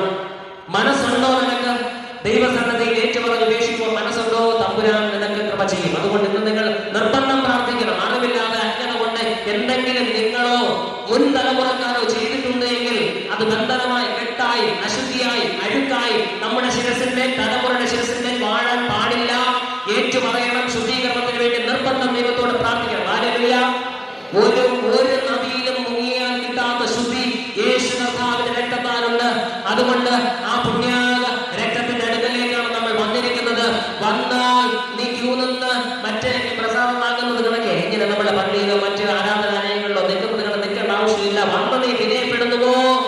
നീതിമാനായ കർത്താവ് നിന്നെ നീതീകരിക്കുവാൻ തങ്കച്ചോര ഒഴുക്കി ഇറക്കും നിന്നിലേക്ക്. ഹല്ലേലൂയ. ജീവനുള്ള രക്തം ഇന്നും കാൽവരിയിൽ നിന്ന് ഒഴുകിക്കൊണ്ടേയിരിക്കുന്ന രക്തം, നമുക്ക് വേണ്ടി സംസാരിക്കുന്ന രക്തം. ഹല്ലേലൂയ. ആ കർത്താവിന്റെ പരിശുദ്ധ രക്തത്താൽ നമുക്ക് വിടുതലുണ്ട്. ഹല്ലേലൂയ. ശുദ്ധീകരണം കർത്താവിന്റെ രക്തത്താൽ. നമ്മൾ മനസ്സിലാക്കി എന്താണത്? ഹാബേലിന്റെ രക്തത്തെക്കാൾ ഗുണകരമായി സംസാരിക്കുന്ന പുണ്യാക രക്തത്തിന് അടുക്കലേക്ക് അത്രേ നമ്മൾ എന്ത് ചെയ്യുന്നത്? വന്നിരിക്കുന്നത്. ആകയാൽ ഇളകാത്ത രാജ്യം പ്രാപിക്കുന്നത് കൊണ്ട് നാം നന്ദിയുള്ളവരായി ദൈവത്തിന്റെ 28ാമത്തെ വാക്യം, എബ്രായർ 12:28. ആകയാൽ ഇളകാത്ത രാജ്യം നമുക്ക് വേണ്ടി ഒരുക്കുന്ന ഒരു അനുഭവമാണ്. കുറച്ച് വാക്യം ഞാൻ സ്കിപ്പ് ചെയ്തു, അതുകൂടെ നിങ്ങൾ പിന്നത്തെ വായിക്കുന്നത് നല്ലതാണ്. 28. ഇളകാത്ത രാജ്യം പ്രാപിക്കുന്നത് കൊണ്ട് നാം നന്ദിയുള്ളവരായി ദൈവത്തിന് പ്രസാദം വരുമാറ് ഭക്തിയോടും ഭയത്തോടും കൂടെ സേവ ചെയ്യുക. നമ്മുടെ ദൈവം ദഹിപ്പിക്കുന്ന അഗ്നിയല്ലോ. നമ്മുടെ ദൈവം ദഹിപ്പിക്കുന്ന അഗ്നിയല്ലോ. ഹല്ലേലൂയ. ഈ ശുദ്ധീകരണം പ്രാപിച്ചിട്ട് നീ എന്ത് ചെയ്യണം? കർത്താവിന്റെ രക്തത്താൽ കഴുകപ്പെട്ടിട്ട് നീ എന്ത് ചെയ്യണം? വീണ്ടും തോന്നിയതുപോലെ പന്നി ചെളിക്കുണ്ടിലേക്ക് പോകുന്നത് പോലെ വീണ്ടും പോകരുത്. അത് വലിയൊരു വെല്ലുവിളി നിറഞ്ഞ അനുഭവമാണ്. ഞാൻ ഇടയ്ക്ക് പറഞ്ഞിട്ടുള്ള ഉദാഹരണം, ഒരു കോപത്തെ നിയന്ത്രിക്കാൻ ശ്രമിക്കുമ്പോൾ ചില ആളുകൾ അത് സാധിക്കും. വീണ്ടും ഒരു പ്രശ്നമോ എന്തെങ്കിലും ഒരു സങ്കീർണതയോ വരുമ്പോൾ ദേഷ്യം വരും, അറിയാതെ കോപിച്ചു പോകും. പക്ഷേ നമ്മള് ശുദ്ധീകരണം പ്രാപിച്ചാൽ വീണ്ടും പഴയതിലേക്ക് പോകരുത്. പ്രിയമുള്ളവരെ, എത്ര തവണ മുട്ടയിൽ കിടന്ന് നിലത്ത് കിടന്നുരുണ്ടും നിന്നെ വിളിച്ച് കരഞ്ഞ് ദൈവത്തോട് മാപ്പപേക്ഷിച്ചവനാണ് ദാവീദ്. അറിയാലോ, ദാവീദിനെ കുറിച്ച് ദൈവം ഏറെ ചേർത്ത് പിടിച്ച അനുഭവത്തെ കുറിച്ചാണ് ദാവീദിന്റെ ചരിത്രം നമ്മെ പഠിപ്പിക്കുന്നത്. എന്തെല്ലാം തെറ്റുകൾ അവന്റെ ജീവിതത്തിൽ ഉണ്ടാകുന്നു, തിന്മകൾ കടന്നു വരുന്നു. പക്ഷേ പറയുന്നത് എന്താണ് ദാവീദിനെ കുറിച്ച്? ദാവീദിനെ കുറിച്ച് പറയുന്നത്, തെറ്റു വന്നാൽ അതിനെ മൂടി വെച്ചുകൊണ്ടിരിക്കുന്നതല്ല, അതിനെ ദൈവസന്നിധി ഏറ്റു പറഞ്ഞ് ഉപേക്ഷിച്ച് എന്ത് പ്രാപിക്കും? ശുദ്ധീകരണം പ്രാപിക്കും. ഹല്ലേലൂയ. തെറ്റ് ജീവിതത്തിൽ സംഭവിക്കാത്ത ആരുമില്ല. മനുഷ്യന്റെ സ്വഭാവത്തില്, മനുഷ്യന്റെ ജീവിതം അലിഞ്ഞ് ചേർന്നതാണ്. ആദ്യം മുതലേ ഒരൊറ്റ തലമുറ പോലും അതിൽ നിന്ന് വ്യത്യസ്തരായിട്ട് വന്നിട്ടില്ല. ആദാം തുടങ്ങി ഇതുവരെ അങ്ങനെ ആണത്. പക്ഷേ ചെയ്യേണ്ടതാണ്, വന്നതിനെ മറച്ചു പിടിക്കരുത്, ഉണ്ടായ കുറവിന് മറച്ചു പിടിക്കരുത്. ദൈവത്തോട് പറയണം. ഞാൻ മെനഞ്ഞാന്ന് പറഞ്ഞു, ദൈവം എല്ലാം അറിയുന്നവനാണ്. പക്ഷെ ദൈവം ആഗ്രഹിക്കുന്നതാണ്, നിന്റെ വാഗുകൊണ്ട് നീ അത് ഏറ്റു പറയണം. നീ അത് പറയണം. നിന്റെ ആവശ്യമാകട്ടെ, നിന്റെ കുറവാകട്ടെ, നിന്റെ നാമം കൊണ്ട് നീ ഏറ്റു പറയണം. ഹല്ലേലൂയ. നിന്റെ ഉള്ളിൽ നിന്നത് വരണം. അപ്പൊ നിങ്ങൾ ചോദിക്കും, ഇങ്ങനെ വല്ലാണ്ടങ്ങ് അറ്റം പറ്റി കിടക്കുന്നവരൊക്കെ അവർക്ക് എങ്ങനെ നാക്കെടുത്ത് ഉള്ളുകൊണ്ട് ആഗ്രഹിക്കണമെന്നാണ്. അതാണ് സങ്കീർത്തനത്തിൽ പറയുന്നത്. ഞാൻ എന്റെ പാപം ദൈവത്തോട് അറിയിക്കുമെന്ന് എന്റെ ഹൃദയത്തിൽ ചിന്തിച്ചപ്പോൾ തന്നെ അവർ എന്റെ പാപത്തിന്റെ കുറ്റം ക്ഷമിച്ചു. ഹല്ലേലൂയ. നീ ആഗ്രഹിച്ചാൽ മതി. നീ ദൈവസന്നിധിയിൽ നിന്റെ ഉള്ളിൽ നിന്ന് അത് കേൾക്കുവാൻ തമ്പുരാൻ ആഗ്രഹിക്കുന്നു. ഹല്ലേലൂയ. അതുകൊണ്ട് ദൈവം നമ്മെ വിശുദ്ധീകരിക്കുമ്പോൾ നമ്മൾ എന്ത് ചെയ്യണം? നന്ദിയുള്ളവരായി ദൈവത്തിന് പ്രസാദം വരുമാറ് ഭക്തിയോടും ഭയത്തോടും തമ്പുരാനെ സേവിക്കണം. ഹല്ലേലൂയ. ഒത്തിരി ദൂതഗണങ്ങളെ കുറിച്ചൊക്കെ പറയുന്നുണ്ട്. ഒത്തിരി ദൂതഗണങ്ങളെ വ്യക്തമായിട്ട് മനസ്സിലാക്കാം. ഓരോ ദൂതന്മാർക്കും അല്ലെങ്കിൽ ആ കൂട്ടത്തിന് ഓരോ ജോലിയുണ്ട്. സാറാഫുകളെ കുറിച്ച് നാം പഠിക്കുന്നത് എപ്പോഴും ദൈവത്തെ സ്തുതിച്ചുകൊണ്ടിരിക്കുന്നതാണ്. രാവും പകലില്ലാതെ തമ്പുരാൻ നമ്മിൽ ആഗ്രഹിക്കുന്നതും ദൈവത്തെ മഹത്വപ്പെടുത്തി ദൈവത്തെ വിനയപ്പെട്ട് ജീവിക്കുക എന്നുള്ളതാണ്. ദൈവത്തിന് എപ്പോഴും സ്തോത്രം അർപ്പിക്കുക, ദൈവത്തിന് എപ്പോഴും നന്ദി കരയറ്റുക. അങ്ങനെയെങ്കിലും ഒരു വാക്യം കൂടെ നമുക്ക് വായിക്കാമോ? 13-ാമത്തെ അധ്യായം, എബ്രായരുടെ ലേഖനം 13-ാമത്തെ അധ്യായം, അതിന്റെ 15-ാമത്തെ വാക്യം. അതുകൊണ്ട് അവൻ മുഖാന്തരം നാം ദൈവത്തിന് അവന്റെ നാമത്തെ ഏറ്റുപറയുന്ന അധരഫലം എന്ന സ്തോത്രയാഗം ഇടവിടാതെ അർപ്പിക്കുക. ഹല്ലേലൂയ. നമ്മൾ ഇന്നലെ കേട്ട വചനമാണ്. ഇടവിടാതെ ദൈവത്തിന് എന്ത് ചെയ്യണം? നന്ദി പറയണം. തമ്പുരാനെ, എന്നെ ശുദ്ധീകരിച്ചതിന് നന്ദി, എനിക്ക് നൽകിയ നന്മകൾക്ക് നന്ദി പറയാനായിട്ട് പഠിക്കണം. ഹല്ലേലൂയ. നമ്മൾ ഇതുവരെ പ്രാർത്ഥിച്ച പ്രാർത്ഥനയുടെ സ്റ്റൈലേ മാറണം. ചോദിക്കണം, ചോദിക്കണം. അത് നമ്മൾ മധ്യസ്ഥ പ്രാർത്ഥനയും മറ്റു കൂട്ടായ്മ അല്ലെ, ചൊവ്വാഴ്ച പ്രേരൊക്കെ നമ്മൾ ദൈവസന്നിധിയിൽ ഇടിവിൽ നിന്ന് പ്രാർത്ഥിച്ച് ചോദിച്ചു വാങ്ങാൻ വേണ്ടി നമ്മുടെ കുട്ടയിൽ നിൽക്കുന്ന അല്ലെങ്കിൽ ഇടിവിൽ നിൽക്കുന്ന അനുഭവങ്ങളാണ്. എപ്പോഴും അതാകരുത്. അത് വേണം. അതിനുള്ള അവസരങ്ങൾ നമുക്കുണ്ട്. വ്യക്തിപരമായി നിങ്ങളുടെ ആവശ്യങ്ങൾ ദൈവത്തോട് പ്രാർത്ഥിക്കണം. പക്ഷേ എപ്പോഴും നീ നിന്റെ ആവശ്യമല്ലല്ലോ പറഞ്ഞുകൊണ്ടിരിക്കുന്നത് അല്ലെ. പറഞ്ഞിട്ട് നീ പോകുന്ന ആ ഇടവേളകള് അല്ലെങ്കിൽ വെറുതെ ഇരിക്കുന്ന സമയങ്ങള് എന്ത് ചെയ്യണം അറിയാമോ? എന്ത് ചെയ്യണം?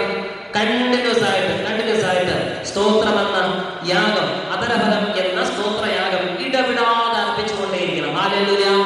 സ്തുതിക്കുന്ന നാവിൽ നിന്ന് മറ്റൊരു വാക്ക് ഉരിയാടുവാൻ തമ്പുരാൻ അനുവദിക്കത്തില്ല. അല്ലേ, സ്തുതിക്കുന്ന ഒരു നാവിൽ നിന്ന്. ഹല്ലേലൂയ. ഞാൻ പറഞ്ഞു വെച്ച ഒരു കാര്യമാണ്, നീ എപ്പോൾ ദൈവത്തെ സ്തുതിച്ചു തുടങ്ങുമോ അപ്പോൾ നിന്റെ ജീവിതത്തിന്റെ ഗതി മാറി തുടങ്ങും. കുടുംബത്തിന്റെ ബന്ധനങ്ങൾ അഴിഞ്ഞു തുടങ്ങും. സ്തുതിക്കുക.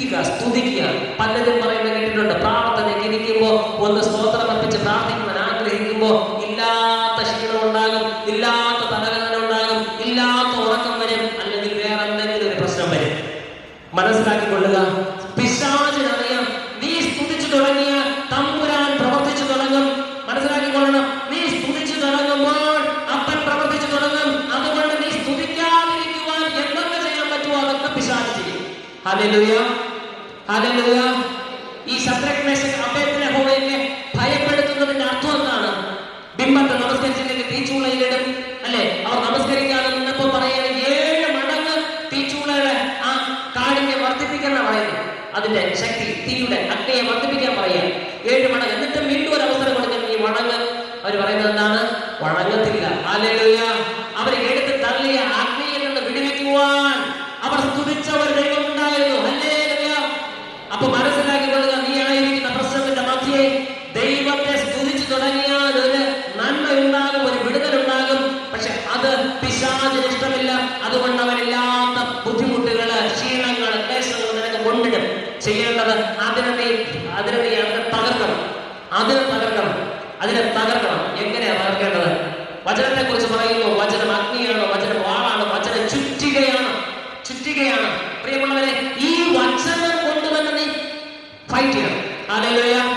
വചനം പറഞ്ഞ് പ്രാർത്ഥിക്കണമെന്ന് വചനം പറഞ്ഞ് തമ്പുരാൻ പറയുന്നതാണ്, ഉണർന്നിരുന്ന് പ്രാർത്ഥിപ്പിൻ.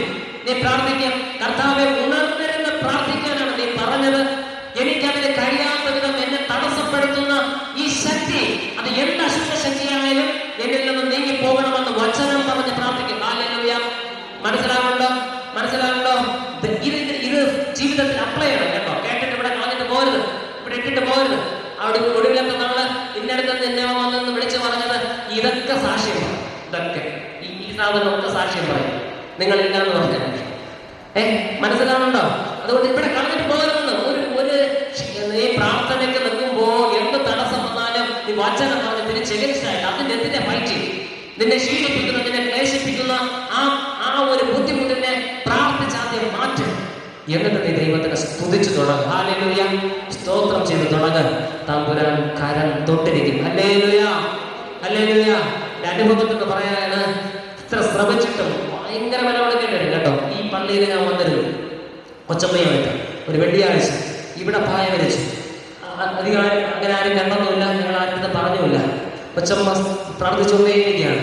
ഇരുന്ന് എനിക്ക് തല നിവർത്തിയിരിക്കാൻ പറ്റാതെ ഞാൻ ചുരുണ്ട് കിടന്നുപോയി. പ്രിയമുള്ളവരെ, ഇത് ഉണ്ടായി എല്ലാം കഴിഞ്ഞിട്ട് അവസാനം എങ്ങനെയൊക്കെ എണീറ്റ് ക്ലോസ് ചെയ്ത് ഞങ്ങൾ വീട്ടിൽ പോയി. പക്ഷേ അന്ന് ഞാൻ പഠിച്ച ഒരു കാര്യമുണ്ട്. ഞാൻ ഇവിടെ വന്ന് മുട്ടുമടക്കി ചില കാര്യങ്ങൾക്ക് വേണ്ടി ഇടിവിൽ നിൽക്കുന്നത് ഇഷ്ടമില്ലാത്ത ആള് എന്നെ ചുറ്റിപ്പറ്റി തന്നെ ഉണ്ട്. ഞാൻ മനസ്സിലാക്കിയതാണ്. ഹല്ലേലൂയ. അത് മാറ്റി തരാനാണ് തമ്പുരാനോട് പിന്നെ പ്രാർത്ഥിച്ചത്. ഹല്ലേലൂയ. അതിനുശേഷമാണ് ഈ കൂട്ടായ്മകളൊക്കെ ക്രമപ്പെട്ടത്. ഹല്ലേലൂയ. ഇപ്പൊ വെറുതെ അല്ല, മനസ്സിലാക്കുക. വെറുതെ അല്ല, നിസ്സാര കാര്യങ്ങളല്ല നടക്കുന്നത്. ഇപ്പൊ മനസ്സിലാക്കുക, നമുക്ക് ശുദ്ധീകരണം ആവശ്യമുണ്ട്. അത് തമ്പുരാനിലൂടെ മാത്രമാണ്. അവിടുത്തെ രക്തത്തിന് ഒരു ശക്തിയുണ്ട്. വെളിപാട് പുസ്തകം 5 അതിന്റെ 9-ാം വാക്യം. വെളിപാട് 5 9-ാമത്തെ വാക്യം. നമ്മുടെ മക്കളൊക്കെ വെളിപാട് വായിച്ചു തുടങ്ങി എന്ന് പറഞ്ഞതിൽ സന്തോഷം. ഇത് കണ്ടിന്യൂസ് ആയിട്ട് വായിക്കണം, നന്നായിട്ട് പഠിക്കണം കേട്ടോ. വെളിപാട് പുസ്തകമൊക്കെ അതിന് 5-ാം അധ്യായം 9-ാമത്തെ വാക്യം. പുസ്തകം വാങ്ങുവാനും അതിന്റെ മുദ്ര പൊട്ടിപ്പാനും നീ യോഗ്യൻ. നീ അറുക്കപ്പെട്ടു. നിന്റെ രക്തം കൊണ്ട് സർവ്വഗോത്രത്തിലും ഭാഷയിലും വംശത്തിലും ജാതിയിലും നിന്നുള്ളവരെ ദൈവത്തിനായി വിലയ്ക്ക് വാങ്ങി. ഞങ്ങളുടെ ദൈവത്തിന് അവരെ രാജ്യവും പുരോഹിതന്മാരും ആക്കി വെച്ചു. അവർ ഭൂമിയിൽ വാഴുന്നു എന്നൊരു പുതിയ പാട്ട് അവർ പാടുന്നു. ഹല്ലേലൂയ. എന്തെങ്കിലും മനസ്സിലായോ നിങ്ങൾക്ക്? നീ അറുക്കപ്പെട്ടു. നിന്റെ രക്തം കൊണ്ട് സർവ്വഗോത്രത്തിലും ഭാഷയിലും വംശത്തിലും ജാതിയിലും നിന്നുള്ളവരെ ദൈവത്തിനായി വിലയ്ക്ക് വാങ്ങി. ഹല്ലേലൂയ. ആരെ കുറിച്ചാ പറയുന്നതെന്ന് അറിയാമോ? വിശദീകരിക്കുവാനായിട്ട് സമയമില്ലെങ്കിലും ഒരു പ്രത്യേക പുസ്തകത്തെ കുറിച്ച് 5-ാം അധ്യായം ആരംഭത്തിൽ പറയുന്നുണ്ട്. ആ പുസ്തകം തുറക്കുവാൻ ആർക്കെങ്കിലും കഴിയുമോ എന്ന് നോക്കിയപ്പോ സ്വർഗത്തിലും ഭൂമിയിലും ഭൂമിക്ക് കീഴിലും ആർക്കും കഴിഞ്ഞില്ല. അപ്പോ യോഹന്നാൻ സങ്കടപ്പെട്ട് നിൽക്കുകയാണ്. ആരെ കാണാത്തത് കൊണ്ട്, ആരും ആ പുസ്തകം തുറക്കാനായിട്ട് അധികാരം ഇല്ലാത്തവരുണ്ട്. നമ്മുടെ കയ്യിലുള്ള പുസ്തകം നമുക്ക് തുറക്കുവാനായിട്ടുണ്ട്. പലതരത്തിലുണ്ട്. മുദ്രയിട്ട പുസ്തകമാണ്. മുദ്രയിട്ട പുസ്തകം എല്ലാവർക്കും തുറക്കാൻ പറ്റത്തില്ല. അപ്പൊ ആർക്കതിന് കഴിയും? ആരെ കാണുന്നില്ല. സ്വർഗത്തിലും ആരില്ല, ഭൂമിയിലും ആരില്ല, ഒരിടത്തും ആരുമില്ല. അപ്പൊ യോഹന്നാൻ അതിലെന്താണുള്ളതെന്ന് അറിയാൻ പറ്റാതെ നിന്ന് കരയുകയാണ്. യോഹന്നാൻ ആരാണെന്നറിയാലോ? പത്മോസ് വെച്ച തമ്പുരാനെ കണ്ട യോഹന്നാൻ. ഈ യോഹന്നാൻ കരയുമ്പോ മൂപ്പന്മാരിൽ ഒരുത്തൻ വന്ന് യോഹന്നാനോട് പറയും. 5-ാമത്തെ വാക്യം 5:5. കരയേണ്ട, യഹൂദ ഗോത്രത്തിന്റെ സിംഹവും ദാവീദിന്റെ വേരുമായവൻ പുസ്തകവും അതിന്റെ 7 മുദ്രയും തുറപ്പാൻ തക്കവണ്ണം ജയം പ്രാപിച്ചിരിക്കുന്നു എന്ന് പറഞ്ഞു. ഹല്ലേലൂയ. ഹല്ലേലൂയ. ഈ തമ്പുരാനെ കുറിച്ച് പറയുന്ന വർണ്ണനയാണ് എന്ത്? ആ കർത്താവിന് കൊടുക്കുന്ന മഹത്വം ഇതാണ്. പുസ്തകം വാങ്ങാനും അതിന്റെ മുദ്ര പൊട്ടിക്കാനും അല്ലയോ അറക്കപ്പെട്ട കുഞ്ഞാണേ നീ യോഗ്യൻ. ഹല്ലേലൂയ. ശേഷം പറയുന്നത് എന്താണ്? സർവ്വഗോത്രത്തിലും ഈ ഭൂമിയിൽ എന്തുമാത്രം ഗോത്രങ്ങളുണ്ടോ എല്ലാ ഗോത്രത്തിലും. അടുത്ത് പറയുന്നത് എന്താണ്? സർവ്വഗോത്രത്തിലും. അടുത്ത് പറയുന്നത് സർവ്വ ഭാഷയിലും. നമ്മുടെ ഇന്ത്യയിൽ തന്നെ എണ്ണിയാലെടുക്കാത്ത ഭാഷ, ഈ ലോകത്തിലെ എല്ലാ ഭാഷയിലുമുള്ളവർ. അടുത്ത് സകല ജാതിയിലും നിന്നുള്ളവരെ ദൈവത്തിനായി അറുക്കപ്പെട്ട കുഞ്ഞാട് തന്റെ രക്തത്താൽ എന്നീതും വിലയ്ക്ക് വാങ്ങി. ഹല്ലേലൂയ. നമ്മൾ ആരും നിസ്സാര പുള്ളികളല്ല. ഞാനും നിങ്ങളെ നിസ്സാരക്കാരല്ല. തമ്പുരാൻ തന്റെ വിലമതിക്കുവാൻ കഴിയാത്ത രക്തം കൊടുത്ത് വിലയ്ക്ക് വാങ്ങിയവരാണ്. ഹല്ലേലൂയ. അവരാണ് എന്റെ പ്രിയനെന്ന് നെഞ്ചത്ത് കൈവച്ച് പറയാൻ നമുക്ക് കഴിയണം. അപ്പൊ ഈ ലോകത്ത് ഈ മണ്ണപ്രതി മാണിക്യമേ നിന്നെ ഞാൻ കൈവിടുകയില്ല എന്ന് ധൈര്യത്തോടെ ഉറച്ചു നിൽക്കാൻ നമുക്ക് പറ്റണം. ഹല്ലേലൂയ. പിന്നെ വചനം പഠിച്ചേ മതിയാവും. ഹല്ലേലൂയ. രക്തം കൊണ്ട് തമ്പുരാൻ നമ്മെ വിലയ്ക്ക് വാങ്ങി. നിസ്സാര കാര്യമല്ല കേട്ടോ, നിസ്സാര കാര്യമല്ല. ഒരുത്തന് വേണ്ടി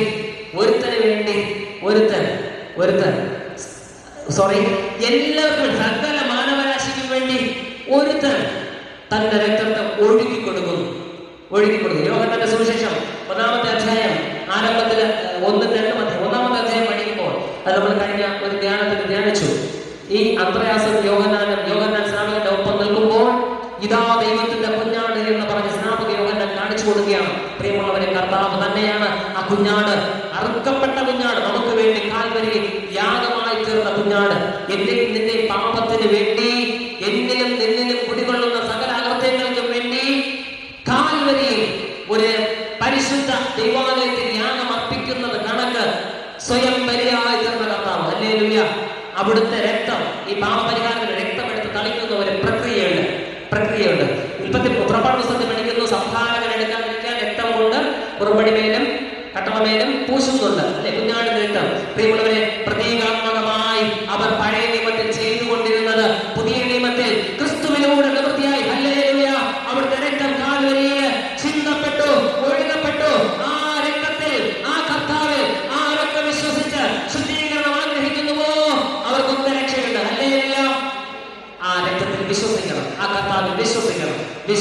പ്രാപിച്ചാൽ തമ്പുരാന്റെ മഹത്വം കാണുവാൻ നമുക്ക് കഴിയണം.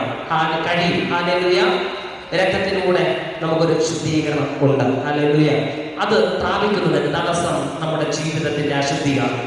കർത്താവിൽ നിന്നുള്ള ശുദ്ധീകരണം പ്രാപിക്കുന്നതിന് തടസ്സം നമ്മുടെ ജീവിതത്തിലെ അശുദ്ധിയാണ്. വല്ലവരുടെ ജീവിതത്തിലെ അശുദ്ധിയല്ല, എന്റെ ജീവിതത്തിലെ അശുദ്ധി, എന്റെ ജീവിതത്തിൽ എന്റെ പ്രവൃത്തി കൊണ്ടുണ്ടായ അശുദ്ധി, നമ്മുടെ ജീവിതത്തിൽ നമ്മുടെ പ്രവൃത്തി കൊണ്ടുണ്ടായ അശുദ്ധി, നമ്മുടെ പൂർവികരുടെ പ്രവൃത്തി കൊണ്ട് നമ്മിൽ വന്നു നിൽക്കുന്ന അശുദ്ധി.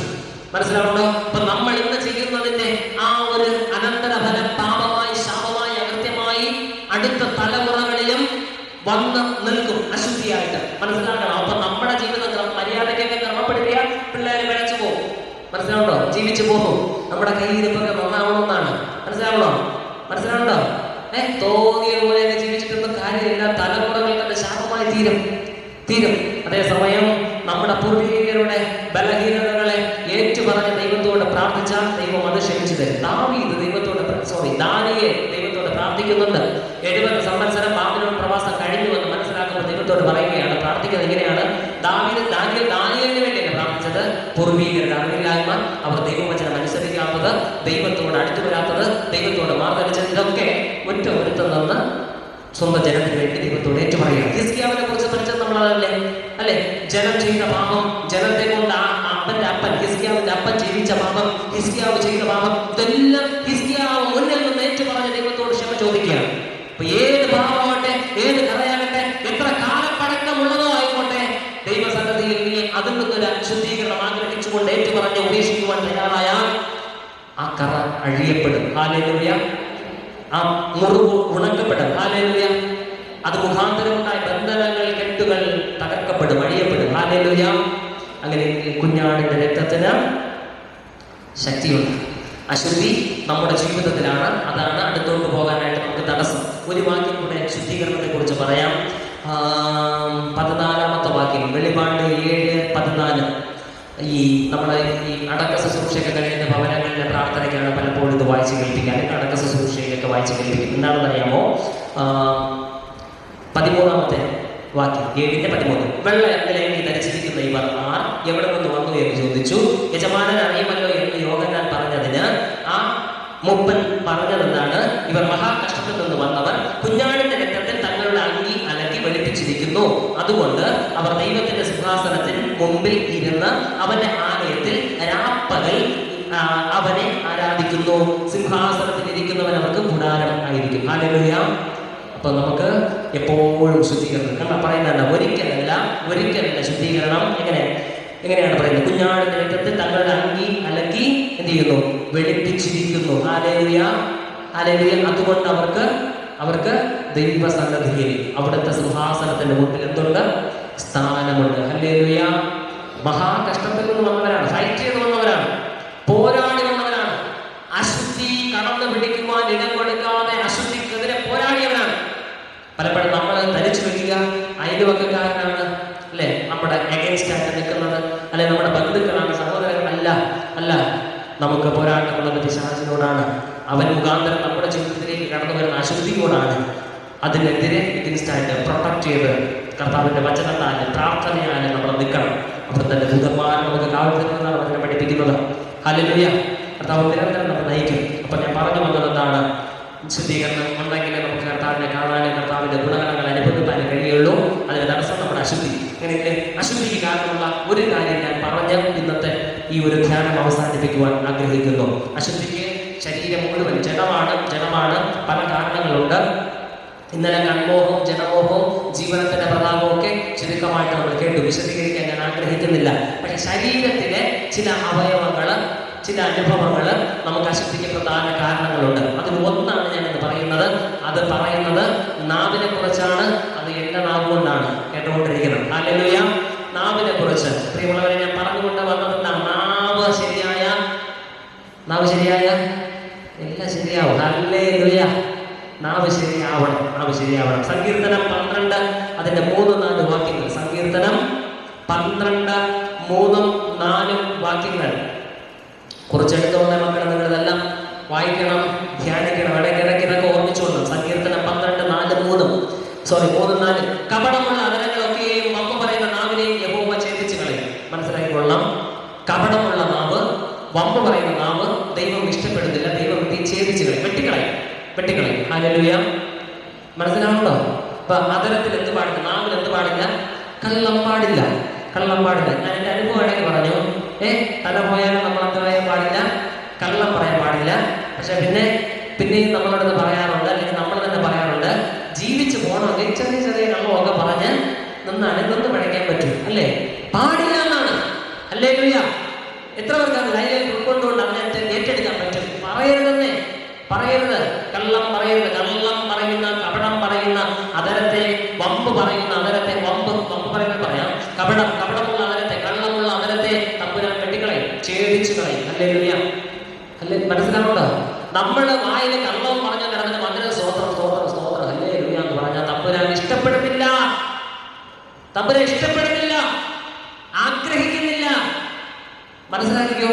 അതുകൊണ്ടാണ് തമ്പുരാൻ ഇങ്ങനെ പറയുന്നത്, നിങ്ങൾ ഇങ്ങനെ യാഗം കഴിച്ചും ഹോമം കഴിച്ചും എന്നെ ഇങ്ങനെ പ്രസാദിപ്പിക്കുവാനായിട്ട് ചെയ്യുന്നു. ഞാൻ അതല്ല ആഗ്രഹിക്കുന്നത്, നിങ്ങളുടെ അതരത്തിൽ നിന്നുള്ള സ്തോത്രമെന്ന യാഗം. ഹല്ലേലൂയ. അതുകൊണ്ടാണ് തമ്പുരാൻ പറയുന്നത്, സ്തോത്രമെന്ന യാഗം അർപ്പിക്കുന്നവനിൽ ദൈവം തീർന്നു പ്രസാദിക്കുന്നു. ഹല്ലേലൂയ. കപടം പറയുന്ന അതരത്തെ തമ്പുരാൻ, നാവിനെ ഛേദിച്ചു കളയും. വമ്പ് പറയുന്ന നാവിനെയും ഛേദിച്ചു കളയും. അതേതായാലും വമ്പ് പറയുക, ഞാൻ വിശദീകരിക്കണോ? അല്ലെ? ചിലർ അങ്ങനെയാണ്, എന്തെങ്കിലും പറഞ്ഞാൽ ഭയങ്കരത്തിൽ, അല്ലേ? എളിമയുടെ വാക്കുകൾ നാവിൽ നിന്ന് വരട്ടെ, വിനയത്തിന്റെ വാക്കുകൾ നാവിൽ നിന്ന് വരട്ടെ. താഴ്മയുള്ളവനെയാണ് നമ്മൾ കടാശിക്കുന്നത്. ഹല്ലേലൂയ.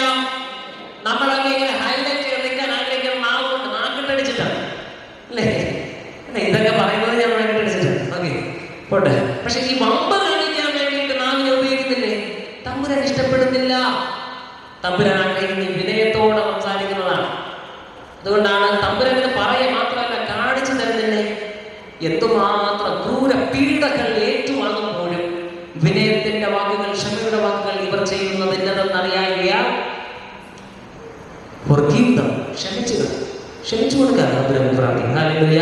4-ാമത്തെ വാക്യം, ഞങ്ങളുടെ നാവ് കൊണ്ട് ഞങ്ങൾ ജയിക്കും, ഞങ്ങളുടെ അതരങ്ങൾ ഞങ്ങൾക്ക് തുണ, ഞങ്ങൾക്ക് യജമാനൻ എന്ന് അവർ പറയുന്നു. ആര് പറയുന്നു?